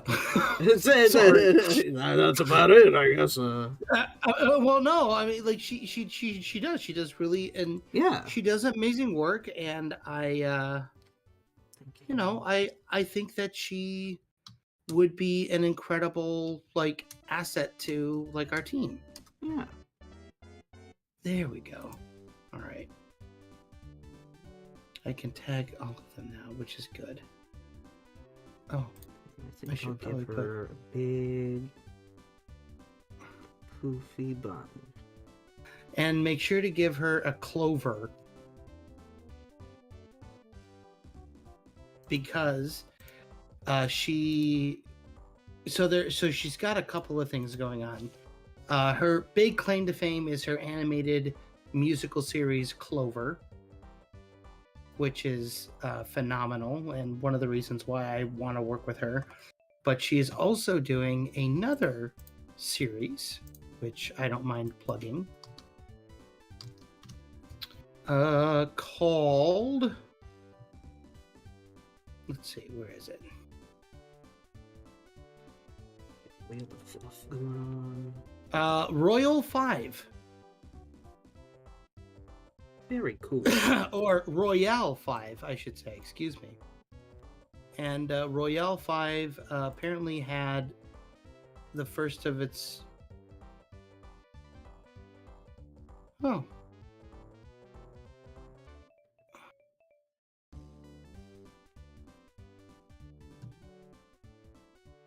Oh? Sorry, I'm watching it right now, so bear with me.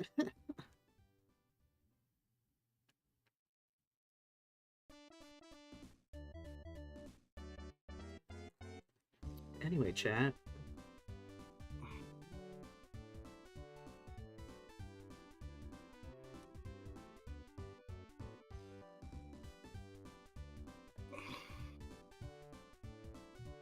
I actually really like how this is turning out so far.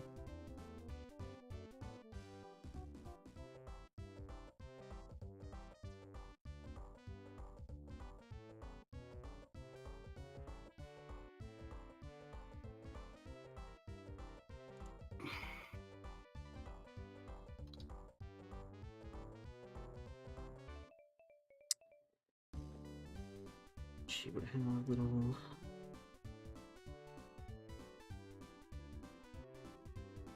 fur cups. Ooh. This is kind of spooky. Yeah.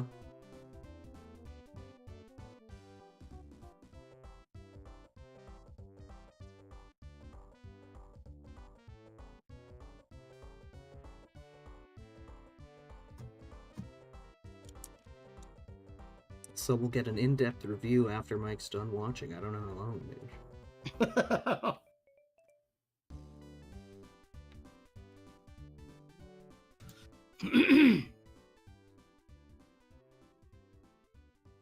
Chad, are there any shows that y'all are excited for, or any games? Sorry, I will watch it later. It is gonna have to head off here now myself. It's 10:30 p.m. here in Virginia. Hope you guys enjoy the rest of your night and the stream. Take care. All right. Good night, Tamer. Thank you so much. Oh my gosh. Oh, Provost Park Pass. Oh my gosh. We love you guys. Whoa. Oh, Provost Park Pass. We adore these guys so much. Hi. Okay, so they go on these epic adventures. They're this amazing family. There's Chris, who I've met.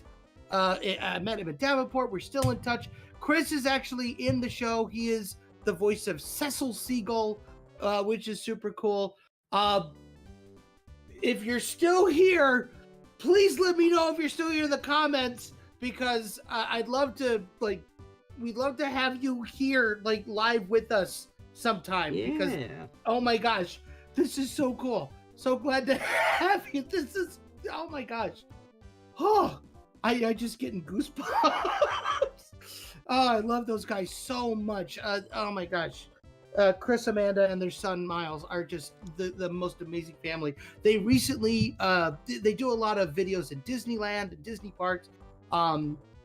They're just the coolest people on the planet. I adore them so much, and just really amazing people. So go subscribe to Provost Park Pass right now. Go do it. Go support them, because they are just the best. We love them. Every time I hop on one of their live streams, they give me a shout out. So I love them. I love it. Oh, you're a little starstruck right now. A little bit. Just a little bit. No, they're just good people. They're all about positivity. It's more than just like the Disney videos with them. They really are like a huge positive influence. Like, they're the kind of Disney influencers that really are every single episode, every video, they take time to they talk directly to you. Yeah. And they're like, I just want to let you know that you are special. You're amazing. You mean something to somebody, to someone out there. You mean something to us. We love you. We can't do this without you, which is exactly how we feel about all of you, by the way. Yeah. You are so important to us, and they just make you want to go they share a lot of the secrets of the Disney parks, which is really great. You know, I for those of you who don't know, I am a former Disneyland cast member from 2010, and I worked at what was called Mickey's Fun Wheel back in the day in Paradise Pier, when it was called Paradise Pier. And it's an honor that I have, and I'm proud to be a Disneyland cast member, something I'm very proud of. And, you know, I met Chris Provost when he came to Nerd Fest in Davenport, Iowa. It was like one of the first years when I moved out there, and he was just really sweet, and we hung out. We did karaoke at Boozy's in downtown Davenport, and I sang American Pie, and he recorded me singing it. And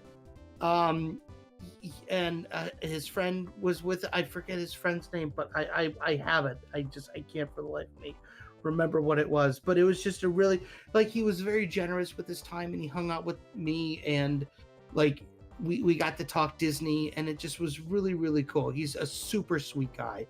I would 100% do a video of us drawing his character, if you know, and giving him a Chucksona like everyone else. But we did, so Yeah. like, he's in the show, right? So, and that was kind of like one of the things where it's like, I don't want to do people that are a part of the show. Like, Some Call Me Johnny, we can't do because he's part of the show. Technically, well, we have another guy that is on our list that is super interested in being a part of the show, but he's not in yet. So he's technically available to be on this thing, but we'll see. We got a few other folks that we can use, but yeah. Oh my gosh, love you, Provost Park Pass. I'm sorry, I didn't mean to gush, but yeah, that was so cool seeing them there. Yeah.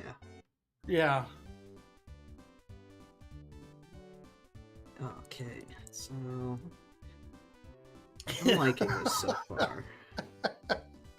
I am thinking maybe like a nice, pretty, flowy kind of dress. Mm-hmm. She initially said that she wanted like a poodle skirt, but that's a little 50s. That's the 50s, yeah. So, but this works nice. Yeah. Yeah, I like this.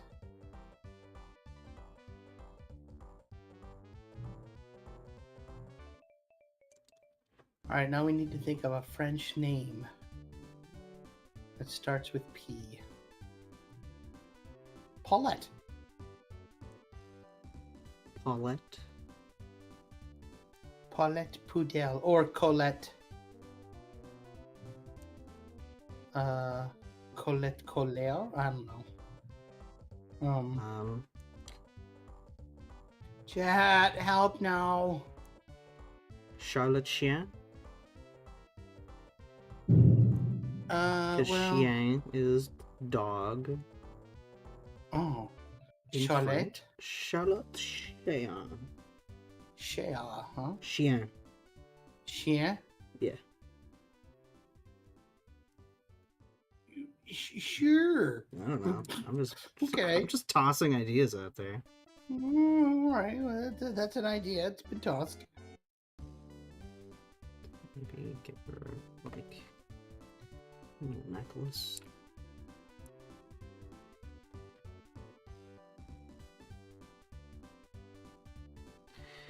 Don't like how the skirt looks from behind. Let's see. Tom Lapsley says, when you mentioned Disney Snow White as the first animated feature, actually, the first one was Lotte Ringer's The Adventures of Prince Ahmed, produced in Germany in 1926. Very interesting. Yeah. Perrine Poudel, says Saberwing. Oh, that's good. I like Perrine. All right, we'll cast it to a vote. Perrine Poodle, and then whatever the hell you said. Beatrice Baguette says Cartoonosaurus Rex. That's cute. Or Paulette Poodle. Okay. Oh, just like in Mario. What? Yeah, that's Pauline. And? You said Paulette. And? And you're wrong. So? Saberwing, Perrine Poodle or the losing option. Quirino Cristiani. What is that there, Hector? I'm curious. Elaborate. Is that a name for the poodle? Perla Pooch. That's a name for the poodle. I like Perla Pooch. I do like that, actually. Or Perla Poodle. I like La Pooch. Sounds more French. Oh. Okay, well, he's spelling it Perla space Pooch. You're going Pearl as in the gem, Le Pooch. Yeah. I kind of like that. All right, so it's between Perrine Poodle or Pearl Le Pooch. Or Quirino Cristiani. I don't know. I don't know. I don't know, man. Oh, damn. Snow White is to animated movies what Halloween is to slashers. Everyone thinks it's the first, but they're wrong.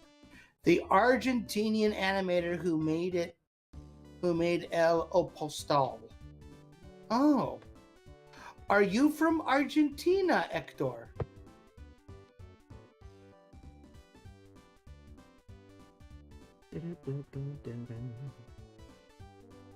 Because if you are, our art director and our very good friend Tino is from Argentina. And it's now on my bucket list of places to go visit. I accept derivatives of Perla Pooch. Okay. Thank you, Hector. All right, that works.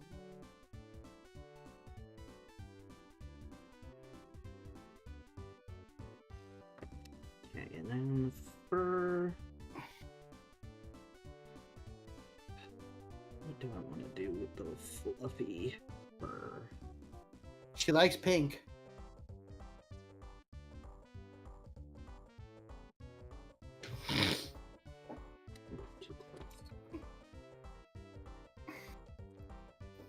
We got a pink poodle on our hands. Mm-hmm.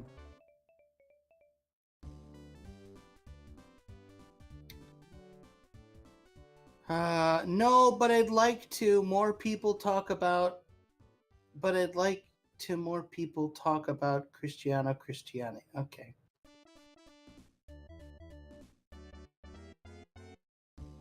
Maybe someday. Yeah.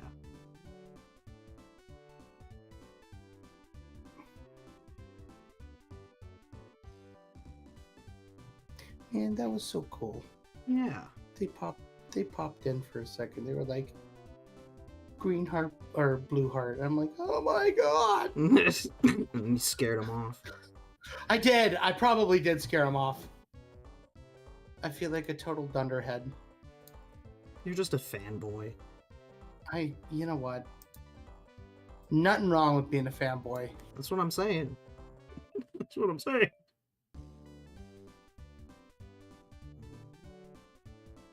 Yeah, these colors are different enough. That's good.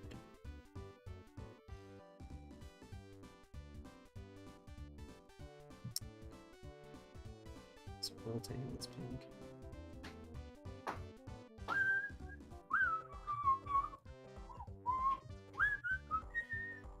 I guess you could say she's a show dog.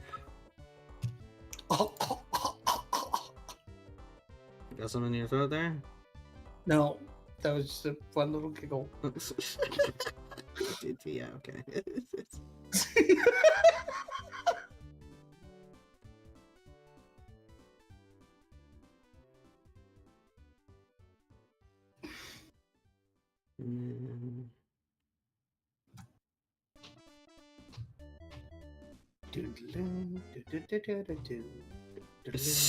What are you doing, Smash Brothers musicking? I'm listening to the Smash Brothers music Excuse right me. now while we're streaming. Oh, I see. Yeah. Yeah, lucky you.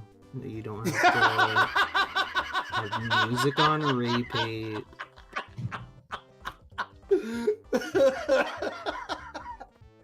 By the way, folks, do you want us to find different music to play during these streams?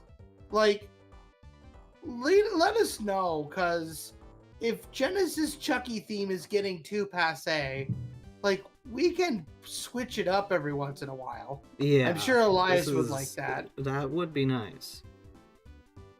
Put on the Smash remix of Cross Your Heart from Castlevania. I would, but I don't want to get demonetized. So, sorry. Here's kind of what I got. Oh, that's a lot of... Ugh. Yeah, I'm not huge on the pink. Yeah, nor am I. So what I'm gonna do is I'll make this like that. Because I also don't want her to be like a perfectly white poodle. Right. Because I feel like that would look weird. Yeah. So what I'll do is do that. And then I'll make the dress pink. That works. Maybe like more of a purpley pink. Yeah.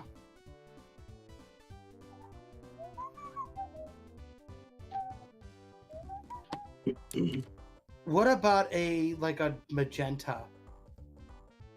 Like a dark red. Well, magenta and red are two different things. So Okay, like this? More red? I can't see the color wheel. Well, that doesn't matter. You can see the color. Oh, no. I meant for her hair. Oh. Yeah, like a dark red. You know, kind of like the color that people dye their hair red when they're like brunettes. Well, my point stands like this? No, darker. Like this? Yeah. Okay.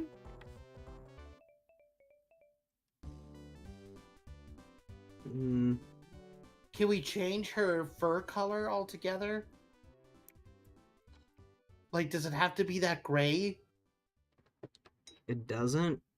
But like, I guess. Why do you like it?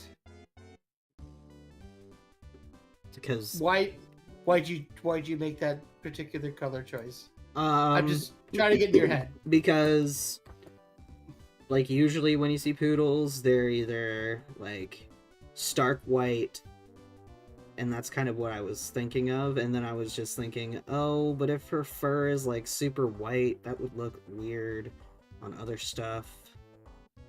Mm-hmm. And then like what color would her face even be? Right. So it was just like a pretty little Isabella gray poodle. Kind of feels cute to me.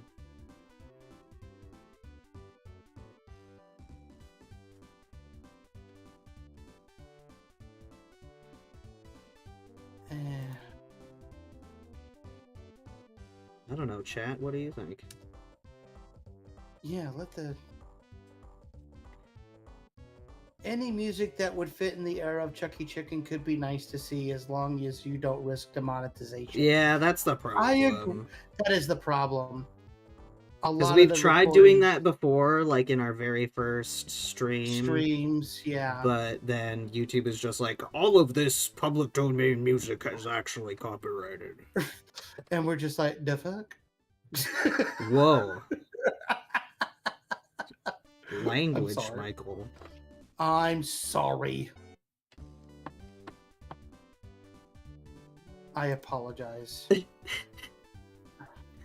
Everyone is improved by Epic Choir. It's like one of those choirs that's for like really intense like battle moments, so they don't actually say any words. It's just like singing the melody of the Chucky Chicken theme, and it's really intense. Ho ho ho ho ho ho ho. They're singing in gibberish like Mahi Bobe nobody who. Yeah.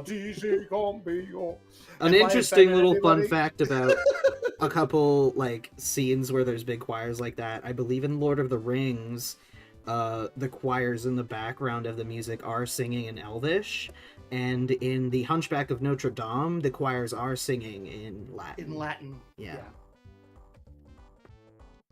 Which is very cute, and we approve. Boy, approve. We approve of cultural. Anyway, what are we gonna do? What are we gonna do with this poodle?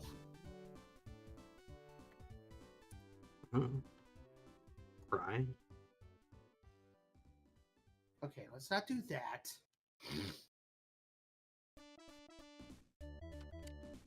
Why are you doing the details when we haven't even gotten the... Because I can recolor the skin easy.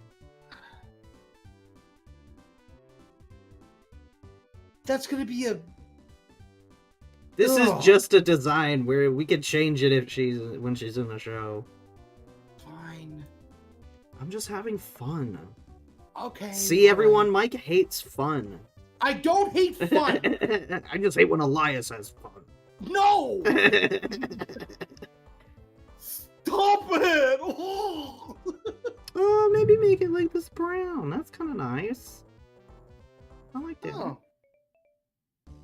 And then Okay. if I What about the... shift this gray a little bit. Just get it a bit warmer. Maybe a little bit warmer than that, because it still looks gray.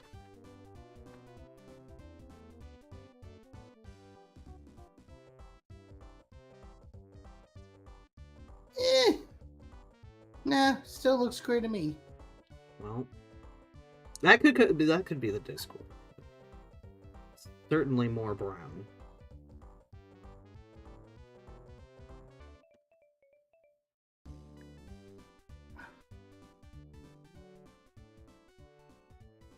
I dream of Jeannie with the light brown hair.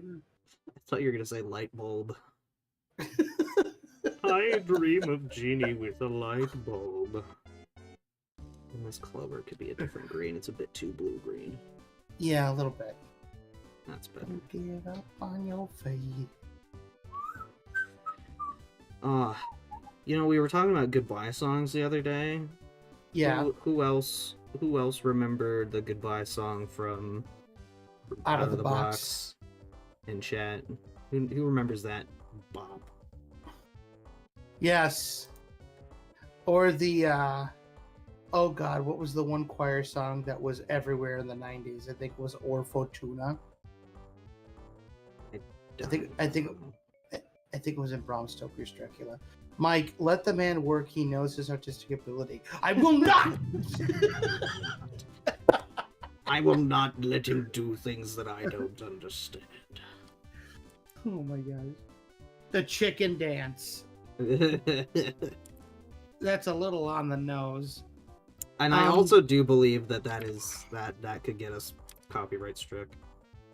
Yeah. I do believe the chicken dance is not yet public domain. I think it was made in the 50s, if I'm not mistaken. Yeah. Yeah. That is a polka. And it is... I love the chicken. dance, actually. I loved it as soon as I saw it in Jimmy Neutron. I love have that movie. I have the weirdest memory of the chicken dance the first time I heard it.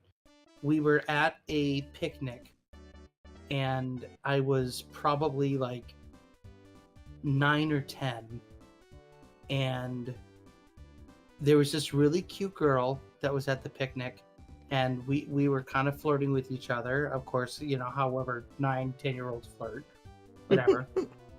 And I like your shoes. I like your shoelaces. Look at this bug I found. Kind of. Like there was this big hill that we were at, and I remember it was just you know, people rolling down the hill, and we were having a great time. But at the end, near the end of the night, they had like a concert. They had like a band with like music and stuff, and a dance area. Yeah. And this girl was like, she loved dancing, and the chicken dance started, and she's like, oh my gosh, you know, come dance with me. I'm like, okay. And she was the first girl that I ever danced to, and the first song that I ever danced with a girl to was the chicken dance. Duh. Don't remember her name. Never saw her again. I mean, you were like 8. Yeah. But it was just one of those memories where I'm just like, oh. So I don't even remember the name of the park. I have to ask my mom or my dad where those picnics were. But yeah. Yeah, that was a lot of fun. Those picnics were really great. Man, I hadn't thought about that in a really long time. We got Pearl LaPooch. I like your shoelaces. Thanks, I stole them from the president. Ah, I know what Cartoon. that means. I know what that means. Share with the class, why don't you? It was like, there was, I forget when exactly, it was probably like early 2010s Tumblr, and it was just like, if you want to meet another Tumblr person in real life, just say, oh, I like your shoelaces, and if they reply, thanks, I stole them from the president, then you'll know. Oh, well, there you go. You're from Tumblr. So, all right. 1, 2, 3. Yeah, we've done 1, 2. We've done 6 characters so far. Yeah, we got 5. And we've been going. We are at almost 4 hours though. Are we really? Yeah, we're at 3 hours 54 minutes. Okay, all right. We might have to cut it now. Well, All not right that's- now. But we can have a little chat first. Yeah. So Let me so that's- switch over. Yeah. All right. Hang on. Let's There we do are. a thing. Okay, we're back. So yeah, that was part 1 of our YouTuber Featherton Thing challenge. Thank you. Yeah. You know it's late because I'm not able to formulate sentences very well. We started having trouble with conversation after that first break, so Yeah, we did. We really did. Oh my gosh. So but yeah, no, 4 wonderful hours. Thank you, Saberwing. It's good to be back. Yeah. Yeah, like we normally won't do them this long, but it's you know, the 25th episode. It's our first one back from a holiday. It's our first of 2024. So Yeah, we figured makes sense. letting it be a little longer was fine. Yeah, treat y'all, right? Yeah. Like And have a fun ourselves. time. And ourselves, and have a good time. Plus, with this snowstorm coming in, I don't want to be here much longer. But anyway, so we have a lot of really, really great things that we're working on this year. I do want to say just one thing about production for the pilot episode, because I know a lot of people have been asking, when is it coming out? I know a lot of folks have been excited because in the teaser we said 2024. We're going to do an update video that goes even further into all of this, but we have decided as a team like we're going to be as transparent as we can with you about this. Working on the classic cartoon matinee animation took a lot out of us. Yeah. It was kind of a really ridiculous deadline that we had. And it just was not okay. We were working through the holidays, and I really hate doing that with the team. I truly do. It just grinds my gears that we had to do that. And there are 3 things that you need in order to have a successful animation production pipeline, right? You either have the time, you have the talent or the quality, and you have the money, right? Like you can keep 2, but in order to keep 2, you have to get rid of 1, right?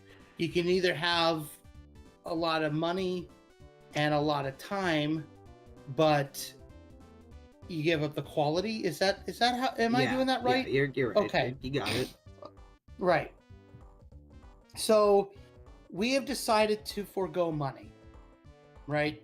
So we're gonna give ourselves the quality, like we're going to allow ourselves to give the show the quality that it needs, but we're also gonna give it the time. Yeah. Financially, well, we won't know until this. We're figuring out, because unfortunately there was a lot of issues in regards to the marketing of the classic cartoon matinee, which really hampered the potential attendance. So we decided to postpone. We were forced. Well, yeah, forced. We're postponing that, and we will be. And thankfully, the cartoon matinee is done. We don't have to touch it ever again. We just have to wait until the day is good, and the new marketing people will hopefully do a good job in helping us get the word out there and getting more butts and seats. And then we'll see how that goes. It's but we're hopeful for the actual showing of the matinee. I've already spoken with the new person in charge of marketing, and they have basically stated, and we've agreed on it, that once we get the date, I'm working with her full time to market this thing.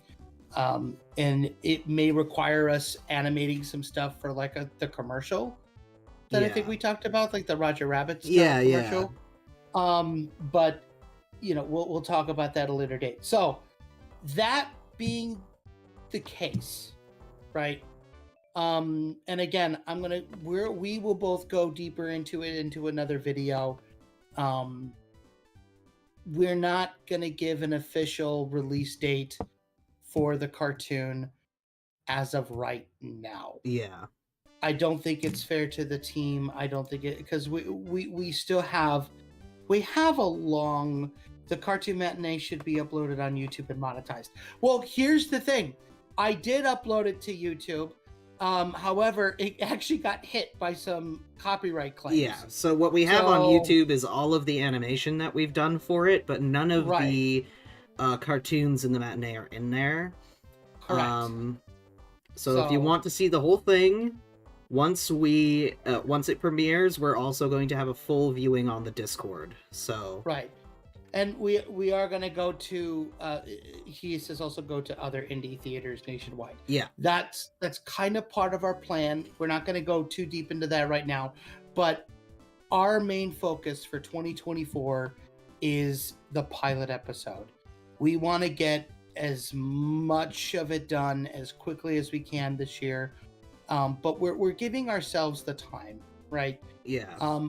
It is more important to us that we put out a high quality product, and we make sure that this pilot is the best that it could possibly be, even if that means going back and tweaking some shots and making, because I'll be honest with you, the trailer that we put out was rushed, and that's not fair to us. It's not fair to you. I didn't do my job and make sure that everything was 100% the way that it needed to be. The audio was atrocious in that teaser. some of the shots weren't properly colored. There was just there were mistakes, and I rushed it because I wanted to get it out for you guys before the summer ended. We got it out right as fall was beginning, right in October. So I am not going to give any deadlines until we know where we are, or I'm not going to announce any release dates. If anything, it'll be like shadow drops where it's like, oh my gosh, come check us out tomorrow or on Friday or something like that, when we know that we have concrete, like we are going to be able to hit this day. Because we want to be able to stupid algorithm, exactly. And that's the other thing too. We're battling the algorithm here on YouTube, right? Like, it's changing every day. I mean, we just saw Matt Pat retire the other day, and other YouTubers are retiring. And, quite frankly, with everything going on with SAG-AFTRA, the AI thing, and all the craziness that the animation industry and Hollywood went through last year. I mean, and I was probably still going through right. Like, I was on the verge of calling it quits and being like, you know what, I think we're done. But we can't do that, right? I can't do that because I live and breathe this stuff, and I love it too much to let it go. However, I'm not going to rush it, because until we get money coming in through Patreon or through, merch sales, and I know it sounds weird to constantly be plugging it, and I'm sure you guys are tired of hearing about it, right? But that is the only way that we can get, this stuff coming to you quicker. Yeah. Right. All of us are working as volunteers on this project. I've made it abundantly transparent since day one. I cannot put super strict deadlines on these guys because I'm not paying them, number one. Number two, they have, for example, we have two of our artists who basically gave up a weekend of life in order to help get the cartoon matinee done. They are now taking a couple months off. Yeah. Right? I can't force them to do something that they just are not capable of doing. Right? They need to take care of themselves. They need to have, they need to have they need to have health, right? We need to make sure that they're mentally healthy, that they're physically healthy, they're emotionally healthy, that they're ready to come back, they're ready to go. And I cannot force them to do something that they're just not capable of doing. Yeah. And if I do, it's going to be a shoddy project for everybody. And we cannot do that, right? A lot of people have asked, are we going to do a Kickstarter? We are, as an indie show, without selling our souls to corporation. Yeah. Like, we are going to do a Kickstarter, but we're only going to do it after the pilot is done. We cannot, in this day and age, just pitch shows to people anymore. We tried that once 3 years ago, blew up in our face. Like, we can't do that again. So we have to prove to people, we have to prove to you and to ourselves and to the world that we can do it. And I can't ask for, I mean, how do I say this? Help me out here. I don't know. Like, I cannot do a Kickstarter campaign and have it fail again. Yeah. Right? Like, because the thing is that if we do another Kickstarter and it doesn't go well, then not only do we not make any money, but we also will then have 2 unsuccessful Kickstarters, which just isn't a good look. Right. So we would rather Now- set ourselves up for success than to Yeah. dive into waters that we're uncertain of and possibly drown, you know? Right. Saberwing, there has to be a foundation to build crowdfunder off of. Exactly. We need that foundation, and that foundation has to Yeah. be the pilot, right? We've done 10 shorts since we started the series in 2009. A lot of them are out of date. A lot of them are not up to the quality that we want the show to be. We need, we need to make sure that whatever we put out to people going forward is 100 the best that it can possibly be. Yeah. And, these guys, hear from me all the time. Quality is king. We have to be like, I'm not trying to be the next Walt Disney, but I'm trying to be pretty damn close. You know what I mean? Like I live by a lot of his mindsets and a lot of his philosophies, where it's like quality win out, right? Mhm. You only have one chance to make a first impression, right? So if you're gonna do it, give it your all, give it your best, let the people know what you stand for, and right, studio good will want stuff. to have studio will want to have exclusive rights to Chuck, and we don't want that. Exactly. Right. Yeah. We want this to be completely independent. We don't want a network or a studio to own our goofballs, right? We love our characters. We love them, too much to just let some corporation own them. Yeah, and more than that, just decide to, if that happened, if they were just like, yeah, we need to change the entire show and make Right. it for 5-year-olds, and it's just like, that's not what we're here to do. Right. And I don't talk down to exactly. So we're doing a couple of things differently. First and foremost, I am working on a website, chuckychickencartoons.com. I will have all of the episodes up there for people to watch, as well as any new stuff that we do, links to the live stream. I will be downloading all the live streams, and we will be doing compilations of some of our favorite moments and re-uploading them. And I think that's going to help out a lot in the long run.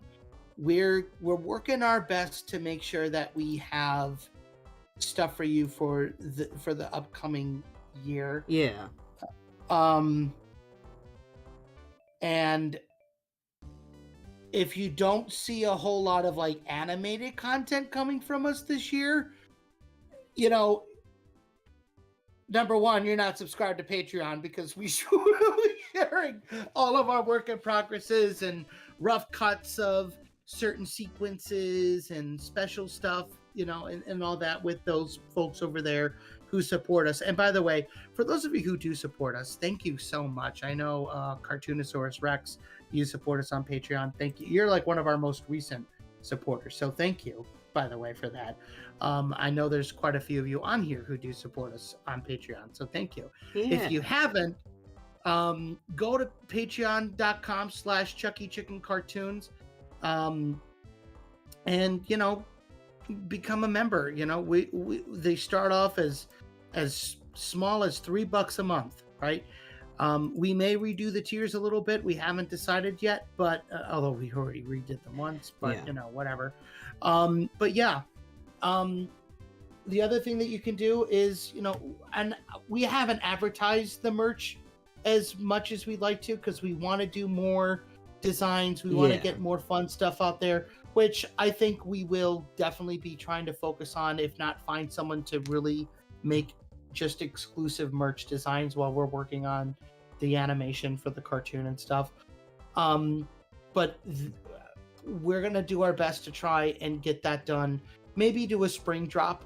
Yeah. Right? Maybe around March or April, we'll have a merchandise drop, like our very first one. We have big plans, but we need help.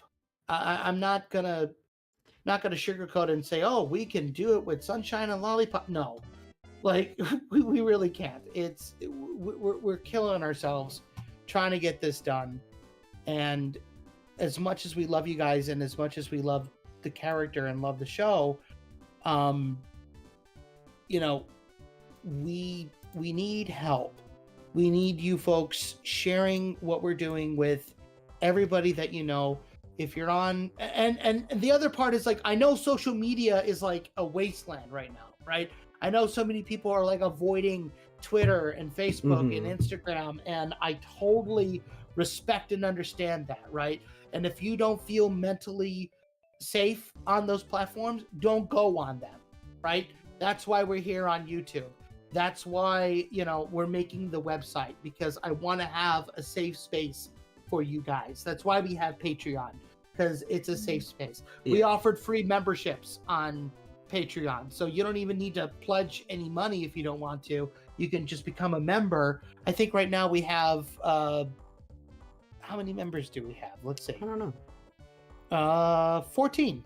Nice. We have 14. Yeah, we have 14 6 paid. So thank you. Which is cool. We're making $54 a month on Patreon, which is really sweet. Thank you. Like it's awesome. And you know, we're gonna update the fan art here in our little space here. We're gonna do our best to, you know, keep things fresh and keep things going. And we will continue to do the weekly live streams, because that's our fun way of hanging out with you guys and letting you know like what we're doing. We're not going away, right? We're gonna keep going. But if you don't see a lot of animated content on here, just know we're still here. Yeah, we're just need to work on our the butts pilot. off, you know. We can't, because we've had this issue before where it's like, oh yeah, we need to work on the pilot. Oh, but we need to do all this stuff for social media, and it just gets in the way, and it hampens the progress on the pilot, and it just turns things into chaos. So we are going to be focusing on the pilot from here on out, and the live stream. Of course. Yeah. We will do posts for holidays, and we'll do little things like that. However, if it's stuff that you've seen before, bear with us, because, you know, we're busy. I will do my best to try and get new stuff made for you guys for the holidays this year. I know Lunar New Year is coming up here really soon. We have a new character that I'm really excited to introduce to you guys, Feather Scorch, for the Year of the Dragon. Oh yeah, it is Year of the Dragon this year. It is the Year of the Dragon. I thought it was Year of the Rooster. I did too. I was wrong. Yeah. But even better. Like, and ironically enough, I'm a dragon in the zodiac calendar, so it's technically my year, which is kind of cool. So basically, we love you guys. We love your support. We love the fact that you're here. Please don't go away. Please keep please keep coming back every week. We will be here. But we do ask for your patience, because there will not be a whole lot of animated content on the channel this year. There will be a lot of social media posts that are stills. We may do some work in progress stuff. Yeah, I think we might try and do some speed draw type stuff. Right. But as far as actual animation goes, we are strictly going to be working on animation for the pilot. And we don't know when the pilot's going to come out. We will let you know once we are almost done, probably. Yeah. So, again, I know a lot of people are excited for the 2024 release, but spoiler alert, it's probably not going to be coming out this year. Yeah. The car, like, when we came up with 2024, we didn't anticipate the cartoon matinee taking up as much time as it did. So we have to backtrack, and we have to regroup a little bit. And especially now, since we're down a couple of people for a couple of months, it's gonna be a little slim on our end, and it's gonna drive me nuts personally, as Elias can attest. But I'll be hearing about it. I'll be hearing about it, I'm sure. But here's the thing, right? Like, I would much rather talk to you guys about it first and be like, hey, we can't do animated stuff on here right now because we're working on the pilot episode. And as long as you guys understand, I'm good, right? And Mr. Blue says, seeing that there's an incredible surge of indie animation, love the idea that this project will get recognized when the time's up. Yeah. We did too. So thank you, Mr. Blue. That's really sweet of you to say. All right. And I think we gotta wrap this up because we keep talking in circles. I know. So just as a reminder, the best ways that you can help us, number one, subscribe to the channel. Make sure you hit the like button.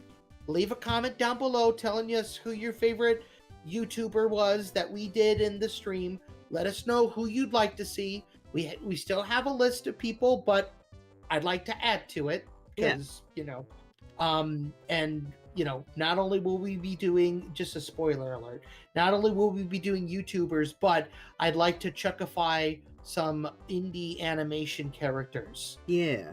For a stream. I think that'd be kind of fun. Maybe the Monkey Wrench Crew or the Amazing Digital Circus or Lackadaisy or even like Hell of a Boss or Has-Been Hotel or Ollie and Scoops, whatever, right? So when I make that announcement, plop those in the comments. But for now, let us know who are you excited to see turn into a resident of Featherton, USA. That's number one. Number two, if you're able to, go and help us out on Patreon. It's only $3 a month at the bare minimum. Farnagansons, if you're not going away, neither am I. I believe in you all, and I have no problem waiting longer as long as things go more smoothly. Thank you. That means the world. Like, you have no idea like how much that means to hear. Like, we're not going away. We will be here every Thursday clowning around, and if you want, we'll stream what we're working on. Right? Like, I think that would be a really good thing. We like talking the news. We like doing all this stuff. Anyway, so number two, go support us on Patreon. Number three, if you can, buy something from the store. I know it's kind of slim pickings right now. I get it. We're going to be updating more designs. We're going to get that done. We will have a drop of new designs and new stuff this spring, right? Just in time for the matinee. It'll be good. I promise it'll be a lot of fun. Pomni Cat. Who is Pomni? Oh, Pomni Cat. Okay, Pomni from Digital Circus. Okay, very cool. Also, you gotta make Beebs and strike a walrus and a squid, respectively. Okay, guys. I said wait until I make that announcement officially, but I love the enthusiasm. We'll hold on to those ideas. And then, obviously, please share this with everybody that you know. Even if it's not on social media, like if you're just hanging out with friends, like in real life, like if you're in school or if you're at work or, you're waiting in an elevator or at the DMV, whatever, and you're like, watch some of our old cartoons, watch some of our old streams. Share them with people. Let folks know that we're here. Because the more people who know about us, like, that can only help us. So, but with that being said, thank you guys so much for hanging out with us. This has been a blast. It's really great to be back. It's really great to be here with all of you. Next week, we will either continue with more YouTubers turned into residents of Featherton, or who knows what we'll do next week. But we will be here next week. Mm-hmm. In maybe a little bit of a shorter format, maybe 2 hours next time. Yeah, we'll see. Okay. All right. Until next time. Yes. Until next time. Thank you guys for watching. This is Mike. This is Elias. Good night. We'll see you guys real soon. Bye, everybody. Bye-bye.